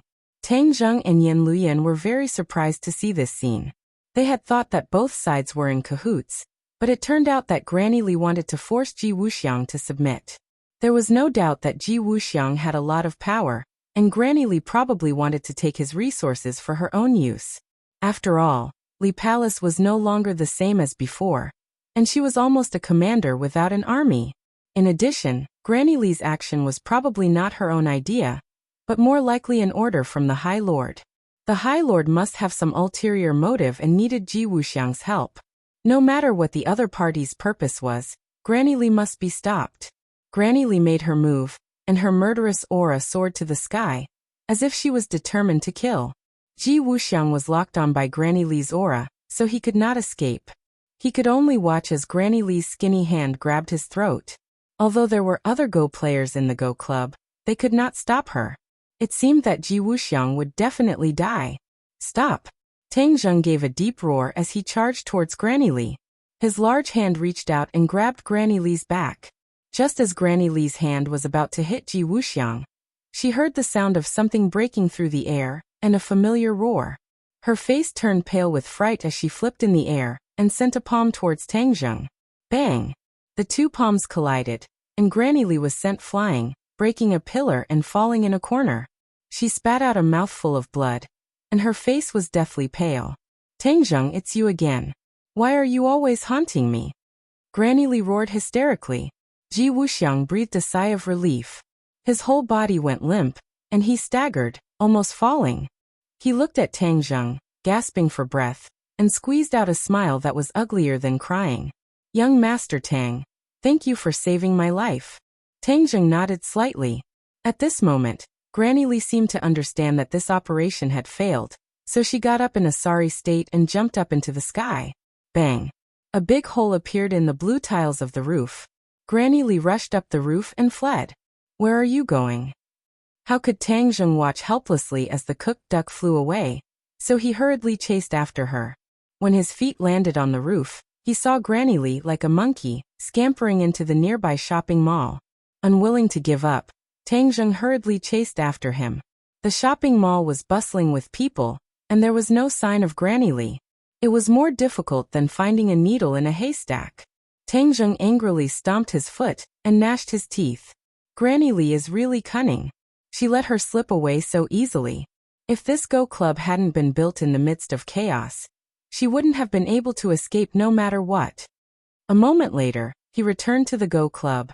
Although Ji Wuxiang was still in a state of shock, he was a tyrant after all.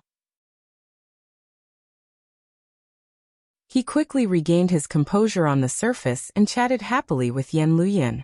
Seeing that Tang Zheng had returned, Yan Luyan hastily asked, "Where is Granny Lee?" Tang Zheng helplessly shook his head. "She escaped." "Alas, that's a pity." Yan Luyan sighed. Ji Wuxiang said, "This Granny Lee is very cunning. This is also the downtown area. Young Master Tang doesn't need to worry about it. She escaped this time, but it won't be so easy next time. It's all thanks to young Master Tang and young Master Yan's help. Otherwise, my life would have been lost to Granny Lee's evil hands." Tang Zheng stared at Ji Wuxiang without saying a word. Ji Wuxiang was startled and fell into contemplation. After a while he said in a deep voice, "I know young Master Tang has a lot of questions. Feel free to ask. I'll tell you everything I know." "Good. Since Manager Ji is so straightforward, I won't beat around the bush. What is Granny Lee's purpose for coming to Manager Ji?" Tang Zheng asked straightforwardly. Ji Wuxiang smiled bitterly. "What purpose could there be? They want to win me over. They want me to submit to the Azure Dragon Palace." "Submit to the Azure Dragon Palace?" Tang Zheng's head moved. The Azure Dragon Palace was a very strict organization. Why would they want to recruit talents? But after thinking about it, he felt relieved. The Azure Dragon Palace had lost many people at his hands. The martial organization, Li Palace, and Sword Pavilion were all out of their control. The High Lords would naturally want to add new blood and restore the Azure Dragon Palace's glory. But the Azure Dragon Palace had always attached great importance to martial strength. Although Ji Wuxiang had a lot of power, he was still just an ordinary person. What did the High Lord see in him? A man fears fame just as a pig fears being fat. I, Ji Wuxiang, have been living in seclusion for the past few years. I have tried my best not to show myself in public, because I was afraid of this kind of trouble. But now it seems that my actions were not effective. In the end, I was targeted by the Azure Dragon Palace. The Azure Dragon Palace is more terrifying than the other powers. They eat people without spitting out the bones. So, how could I dare to agree to them? Ji Wuxiang was very bitter as he sighed. Tang Zheng stared straight at Ji Wuxiang as if he wanted to discern the truth in his words. But he could not find a single flaw. "Director Ji, if I may ask, what did the Azure Dragon Palace see in you when they asked you to submit?" Tang Zheng asked without any trace of politeness. Ji Wuxiang was slightly startled. He hesitated as his expression flickered. Tang Zheng's head trembled. His face was gloomy as he unhappily said, "Director Ji, if you still have any misgivings, then we will take our leave. As for the matters between you and the Azure Dragon Palace, I will no longer ask about it." Ji Wuxiang seemed to have been poked in his weak spot. He quickly stood up and said, "Young Master Tang, you misunderstand." "How could I have misunderstood anything? I will say it." Tang Zheng coldly laughed. "If I don't force you, you will continue to pretend. I guess the Azure Dragon Palace has taken a fancy to my Go Club." Ji Wuxiang weakly said, "Go Club?" Tang Zheng and Yan Luyan looked at each other in confusion. This was just an ordinary Go Club. Why would the Azure Dragon Palace take a fancy to it? Ji Wuxiang smiled and said, "I did not tell you the truth before. Actually, this Go Club is not as simple as you think. What you see is only the surface." "Oh, then I am interested to hear more." Tang Zheng's sword-like eyebrows rose as he said with interest, "I don't know if you two still remember the words I said last time. The world is a Go game." Ji Wuxiang asked. Tang Zheng thought for a moment and nodded. "I still have a bit of an impression." Yan Luyan had long forgotten, but there was nothing wrong with these words. He did not understand why Ji Wuxiang would mention these words again. The world is a Go game. Each of us is a Go piece. If we can comprehend the profound meaning of this Go game, then we can play this Go game. Ji Wuxiang spoke tirelessly. Tang Zheng nodded inwardly. He still had a bit of an impression of these words. At the time, he thought that they were exaggerations, but now it seemed that there was a deeper meaning to them. I have been obsessed with Go since I was young. These years, I have spent a great deal of energy studying Go. Finally, I have made some progress and comprehended the profound meaning of the Go game. Last time, you also saw that the Go pieces of my Go players are very special. They are as heavy as 1,000 pounds, but in their hands, they can lift them as if they were light. They are no different from ordinary Go pieces. This is because I have comprehended the profound meaning of the Go game. Yan Luyin listened to these mysterious words and felt that it was inconceivable. He could not help but interrupt. Director Ji, we all know that you are very powerful and very smart, but what you said is too mysterious. It sounds like a myth. Myth, huh? Hehe. Ji Wuxiang gave a deep smile and looked at Tang Zheng. Young Master Tang, you are a cultivator, so of course you are aware of the many mysterious techniques and methods cultivators have. Although my words are inconceivable, do you think that they are true? Tang Zheng's experience was much more abundant than Yan Liuyun's. When he heard these words, he did not deny it and instead said, Director Ji, please continue. Yan Luyin saw Tang Zheng's reaction and knew that he believed most of what he said. There was nothing he could do, so he could only continue to listen to Ji Wuxiang talk nonstop. The Go game that I have comprehended is called Heaven's Go. If one is placed in it and is unable to solve the Go game, then they will be trapped in the Go game and never be able to rise again. Ji Wuxiang said, Never be able to rise again? What a big tone. Yan Luyin disapprovingly curled his lips. Tang Zheng's head moved. Could it be that Ji Wuxiang really created this kind of Go game? If the power was as he said, then it was really terrifying. The Heaven's Go game is very complicated and cannot have the slightest mistake. Otherwise, the slightest mistake will lead to a huge error. Only someone who is very familiar with Go games can set up this Go game.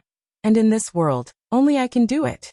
I don't know how the Azure Dragon Palace got this information, so I guess they came for this Heaven's Go game. Since you have this kind of method, why didn't you resist? Could it be that you want me to just watch as Granny Li kills you? Tang Zheng asked. Ji Wuxiang smiled bitterly. How could I resist? The Heaven's Go game is very difficult to set up. It is not something that can be completed in a day or night. How could I have expected that Grandma Li would be so cruel and merciless? She actually wanted to take my life without saying a word. Tang Zheng had been thinking about the flaws in Ji Wuxiang's words. Suddenly, he had a flash of inspiration and noticed the surrounding Go players. Those heavy Go pieces were as light as a feather in their hands. Could it be that they were also proficient in Heaven's Go? Tang Zheng immediately asked. Ji Wuxiang gave Tang Zheng a thumbs up and sincerely praised. Young Master Tang is really meticulous. You actually thought of this point. You were partly right and partly wrong. Oh, then I want to hear what was right and what was wrong. Without a doubt, Tang Zheng's curiosity was completely aroused by Ji Wuxiang. Those Go players are indeed proficient in the way of Heaven's Go, but they are not proficient in it. They only know a part of it. Only by gathering everyone together and coordinating them under my command can I complete the Heaven's Go game. I am the core of the Heaven's Go game. These Go players are the ones I have nurtured for many years.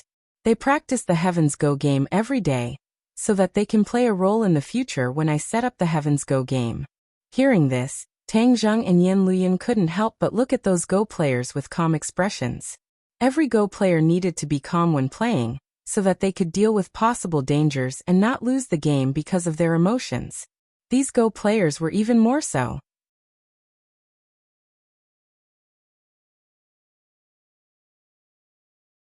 Chapter 1023. In the eyes of Tang Zheng and Yan Luyin, these seemingly mediocre and powerless chess players immediately grew in stature. Of course, they couldn't help but look at Ji Wuxiang, who had created this opportunity, in a new light. They finally understood why the Azure Dragon Hall was so eager to rope in Ji Wuxiang. The High Lord probably also understood that he was no match for Tang Zheng, so he placed his hopes on this heavenly chess. Fortunately, they had already arranged for people to be stationed at the Go Club. Otherwise, they definitely wouldn't have discovered this matter, and it was even more likely that the other party would succeed. During this period of time, Granny Li has been constantly persuading me. I originally didn't want to pay attention to her, but when I thought of the Azure Dragon Hall's illustrious reputation, I felt that it wouldn't do to just ignore her. So, I also did some work specifically to target them. Ji Wuxiang's emotions calmed down, and a sneer hung on the corner of his mouth. Oh, what kind of work? Tang Zheng asked curiously. Ji Wuxiang was being bullied to the point of being above his head, and with his temper, it was impossible for him to not do anything. Sure enough, Ji Wuxiang said. I used various methods and finally determined Granny Li's hiding place. Tang Zheng and Yan Luyan looked at each other. The people sent by Yan Luyan hadn't found any reliable information at all. They didn't expect that Ji Wuxiang would beat them to it. Once they knew where Granny Li was hiding, it would naturally be of great use. Tang Zheng couldn't wait to ask, then where is she hiding? Ji Wuxiang immediately gave him an address. Tang Zheng turned around and left without looking back, saying, Young Master Yan, you stay here first. I'll be back soon. As soon as he finished speaking, he disappeared without a trace. In the west of the city, in a quiet house, a figure flashed and directly jumped over the wall of the courtyard. Immediately, a few feminine shouts rang out. Who is it? Whoosh! 10 or so attacks came unexpectedly, one after another flying towards Tang Zheng. Before Tang Zheng's feet touched the ground, his body spun, creating a whirlwind. With a series of clanging sounds, he repelled the incoming enemies and landed firmly on the ground. His eyes were like lightning as he looked at this group of people. It's you! Cries of surprise rang out again. The 10 or so pretty girls all stared at Tang Zheng. They were both shocked and angry. So it was Li Xiaotian's Xiaobai face. That slut took over the magpie's nest, betrayed the palace master, and seized the Li Palace. Now you actually dare to deliver yourself to my doorstep? Where's that slut Li Xiaotian? Was she here as well? Tell her to come out and hide in the back like a coward. Ying Yu's face was as cold as ice as she scolded. As the direct disciple of Granny Li, her life had undergone earth-shattering changes. She had become like a stray dog, hiding in the courtyard of the capital. All of this was thanks to Li Xiaotian. Her anger towards Li Xiaotian was difficult to conceal. Of course, she also did not have a good impression of Tang Zheng. Although her voice was stern, her heart was filled with worry. Her whereabouts had been exposed. If other enemies came to attack, then they might not be a match for them. The palace master had not returned after leaving and she did not know where he went. What should she do? At present, she could only temporarily stabilize the other side and wait for the palace master to come back and deal with him. Tang Zheng also recognized Ying Yu and said, so it wasn't just Granny Li who came to the capital. Even you remnants of the Li Palace came with her. We are the legitimate members of the Li Palace. That slut Li Xiaotian is a traitor. Ying Yu loudly retorted. Tang Zheng did not want to be entangled with the other side and asked, where is Granny Li? Just now she escaped.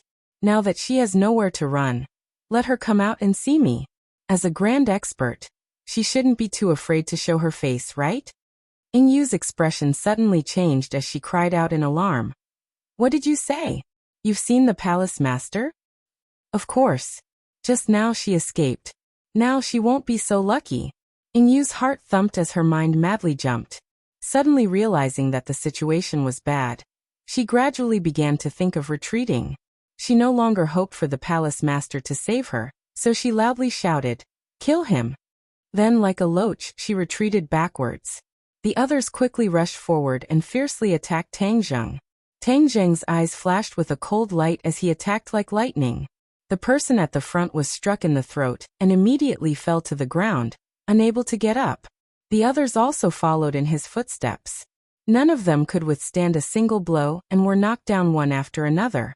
Compared to the current Tang Zheng and these ordinary martial artists, one was in the sky and one was on the ground. Even if the other side had more people, they would not be of much use.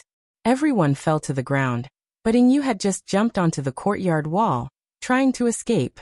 Tang Zheng casually broke off a branch and turned it into a sharp sword, which flew towards Ying Yu with a so sound. Ah! Ying Yu screamed and fell from the courtyard wall. Struggling to get up, she found that the place where her leg had been hit was painful, as if it had been broken. Her eyes flashed with despair as she raised her head to look, coincidentally meeting Tang Zheng's gaze. Now you can't escape. Be honest, where is Granny Li now? Tang Zheng asked coldly. I don't know. Ing Yu's answer was resolute. You want me to betray the palace master? In your dreams. Is that so? Then I will make you wish you were dead. That feeling won't be good. In the end you will still tell me, Tang Zheng said lightly. Ing Yu shuddered, her eyes filled with fear, but she still gritted her teeth and refused to speak. Dream on, I don't know the whereabouts of the palace master. Even if I did, I would never tell you. Tang Zheng did not believe her. Since she was an enemy, there was no need to be merciful, so he directly used his soul-searching technique. Ing Yu screamed and tried to resist, but in the end, she fell to the ground weakly and became a fool. Tang Zheng narrowed his eyes slightly. The information obtained from the soul-searching technique showed that she was not lying. She really did not know the whereabouts of Granny Li. It was just that Tang Zheng had figured out their whereabouts during this time. Since the defeat of the Li Palace, they had come to the capital and were all placed in this courtyard by Granny Li. From then on, Granny Li left early and returned late. No one knew what she was busy with.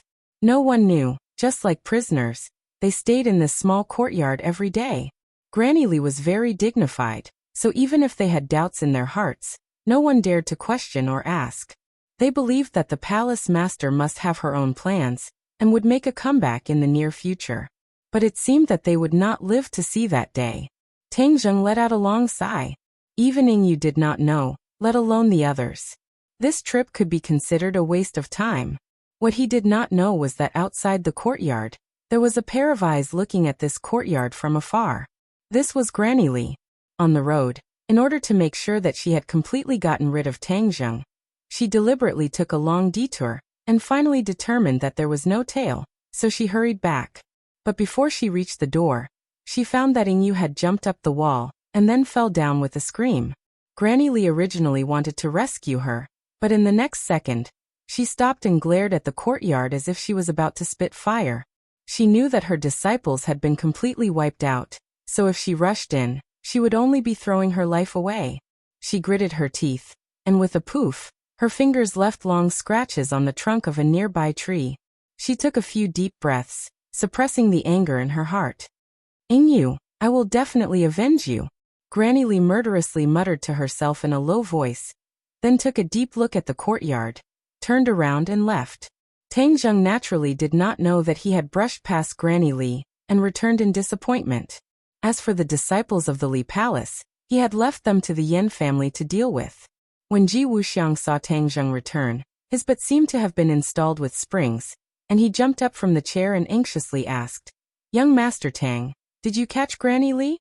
Tang Zheng shook his head. I didn't see her. She must have known that the matter was exposed, so she ran away and only caught some small fish and shrimps. Ji Wuxiang was extremely disappointed and sighed. I should have told young Master Tang this news earlier. Perhaps Granny Li would not have been able to escape. There is no if. Tang Zheng shook his head. Since the Azure Dragon Palace has already set their sights on Chief Ji, with their style of doing things, they will definitely not give up. What does Chief Ji plan to do next? Ji Wuxiang's face was difficult. How can I be a match for the Azure Dragon Palace? Although I have the celestial chess, it is very complicated to set up this chess game. It is not something that can be done in a day, so it seems that I will not be able to escape this calamity. Tang Zheng disagreed. Chief Ji must be joking. Your connections are unparalleled, and you have been doing well in the capital these past few years. No one dares to provoke you. This is a great ability, so how can there be no way? Granny Li is right about one thing. The backing behind me is already on the verge of collapse. My good days are coming to an end. Ji Wuxiang shook his head and sighed. Tang Zheng and Yan Luyan looked at each other, their eyes flashing with a strange light. There was no doubt that Ji Wuxiang was extremely mysterious to the public. Even the great families knew very little about him. They only knew that he had a lot of power, and that there were very few things that he could not handle. Everyone guessed that he had a great backer, but no one knew who it was. Ji Wuxiang looked at the two and smiled bitterly. I know how you guys usually guess about me. In my line of work, the more mysterious and unpredictable I am, the better. This is my best protection. Since I am indebted to the two of you for saving my life, I, Ji Wuxiang, will not hide anything from you. I, Ji Wuxiang, have always been clear about gratitude and grudges. So there is no harm in telling you. Tang Zheng and Yan Luyan both opened their eyes wide in curiosity, waiting for his answer. When they heard Ji Wuxiang say a name, Tang Zheng and Yan Luyan's faces changed dramatically, because this name was too famous. It was a person who was as famous as the chief in power, and even more senior. Ji Wuxiang seemed to have expected the two's reaction. He continued, "These years, I have obtained too many benefits for him. So in the eyes of the upper class, I am a thorn in their side. Many people want to take me down. My backer is old enough, and he is at a disadvantage in this power struggle. His butt is not clean either. In recent years, the tiger hunting operation has been in full swing, and he is lacking a real tiger. So, I am afraid that my backer will become this tiger and be knocked off his pedestal." Tang Zheng was overwhelmed with shock. There were actually so many secrets that no one knew.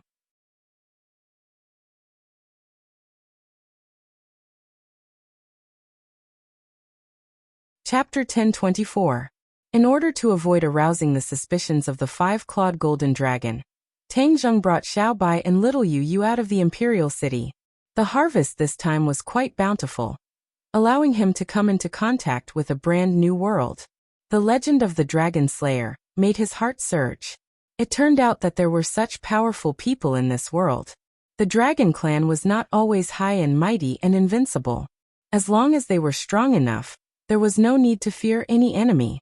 The sky revealed a white belly, and the rising sun illuminated the capital, turning it into a golden yellow. At the end of August, the capital was very hot. Even early in the morning, there was an impulse to soak in ice water. Tang Zheng had long been immune to the cold and heat. He sat in the courtyard and watched the rising sun. Xiao Bai rode little Yu Yu back and forth in the courtyard, as if he was patrolling his own territory. Feng Shishir went to school to prepare for the new students. Lu Qingmei went to work, and went out early in the morning to work on the jewelry. Marshall was not idle either. He was cultivating in the training room. Speaking of the training room, this was something that the women fiddled with. They tidied up a basement, and then transformed it into a training room. There were many weapons in it, and there was also a battle room. The women would occasionally have a battle practice on a whim. Tang Zheng had seen it once and could not help but admit that when women fought, they were really valiant. Especially when women fought against women, they did not have much tenderness for the fairer sex. In their words, practice should be the same as actual combat, with real swords and real spears. Only then would they be able to display their full potential. It was precisely because of this that the women's passion for training was high. Because everyone wanted to win in the training. If they failed, they would definitely think of a way to get back at them next time. Looking at their tenacity, Tang Zheng praised them a few times, causing the women to be even more motivated. In fact, they were very clear that as Tang Zheng's strength increased, if they did not improve themselves, they would always be protected by Tang Zheng.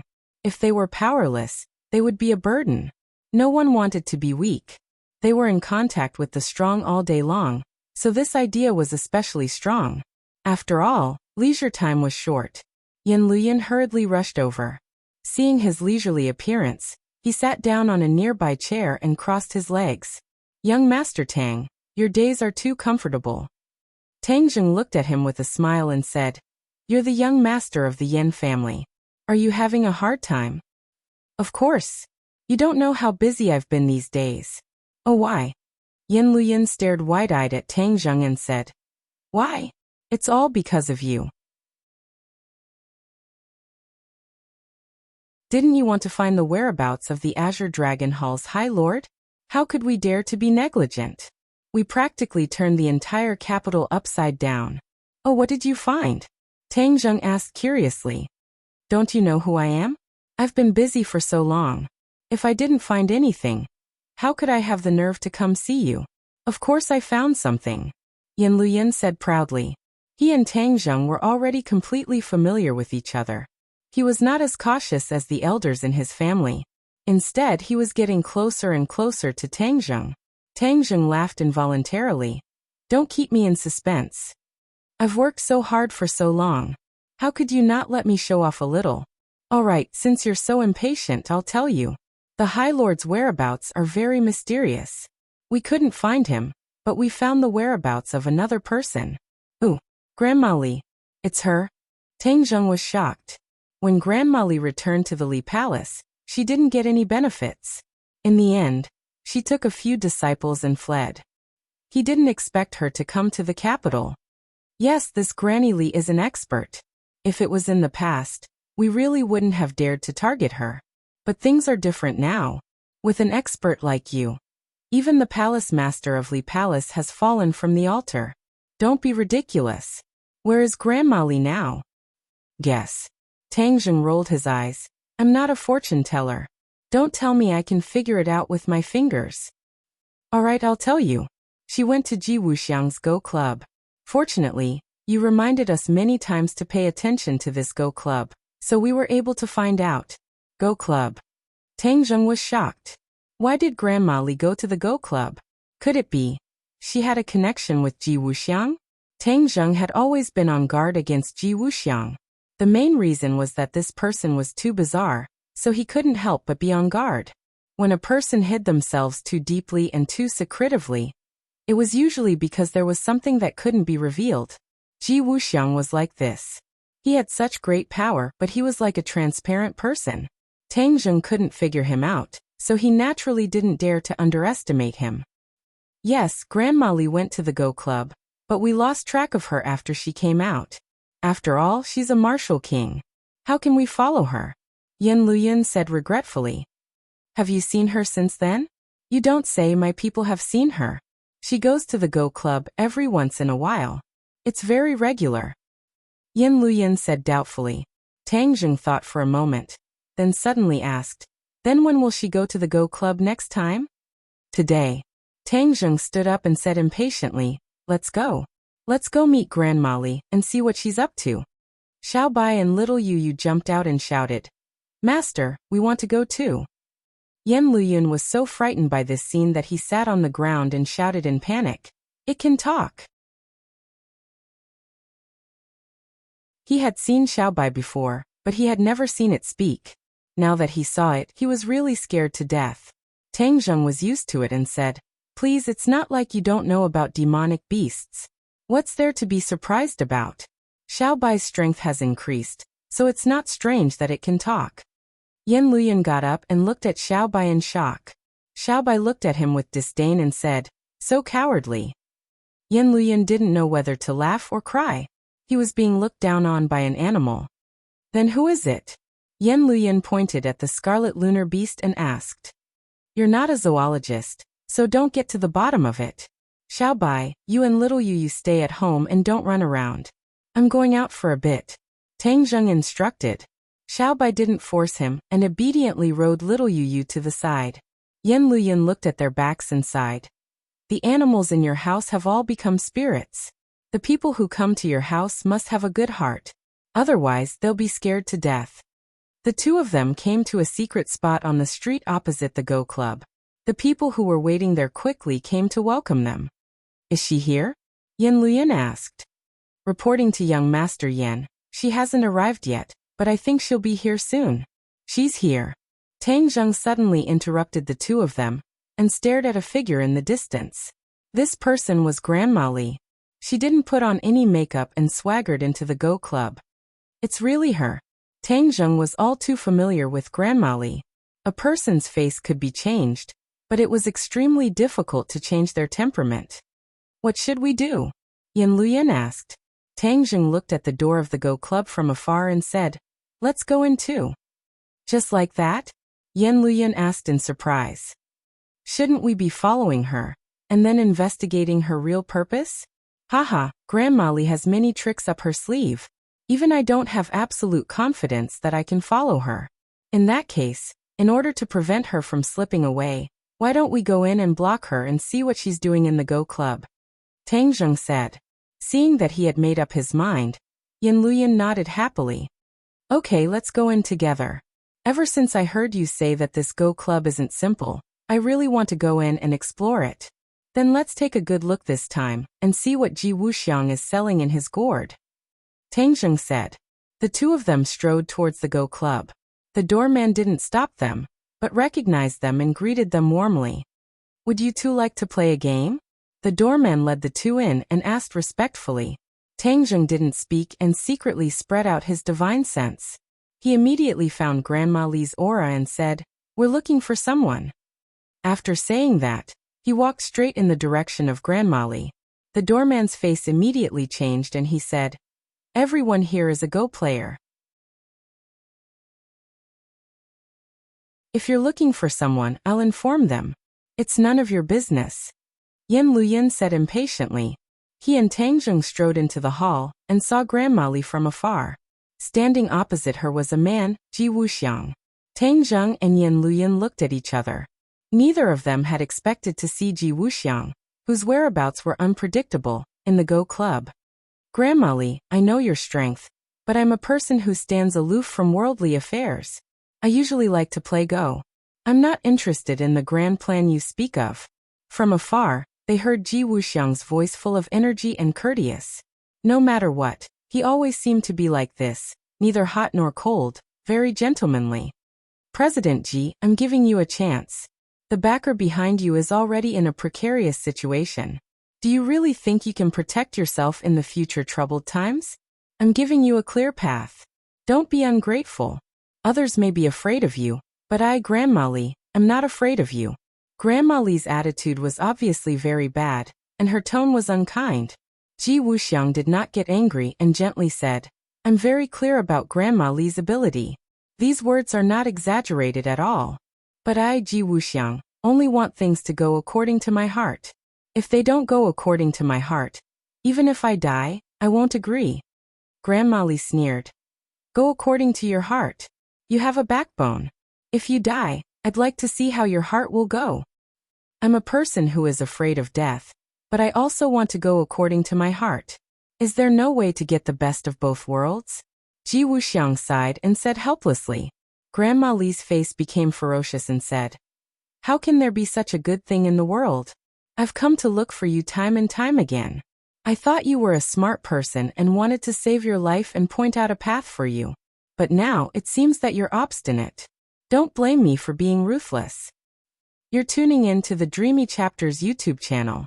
We're so grateful for your support, and don't forget to subscribe to join us on this incredible journey through captivating stories. Your generosity through donations truly makes a world of difference, as it's the primary source of revenue that allows me to expand and enhance this channel for you. Thank you from the bottom of my heart for being a part of this adventure.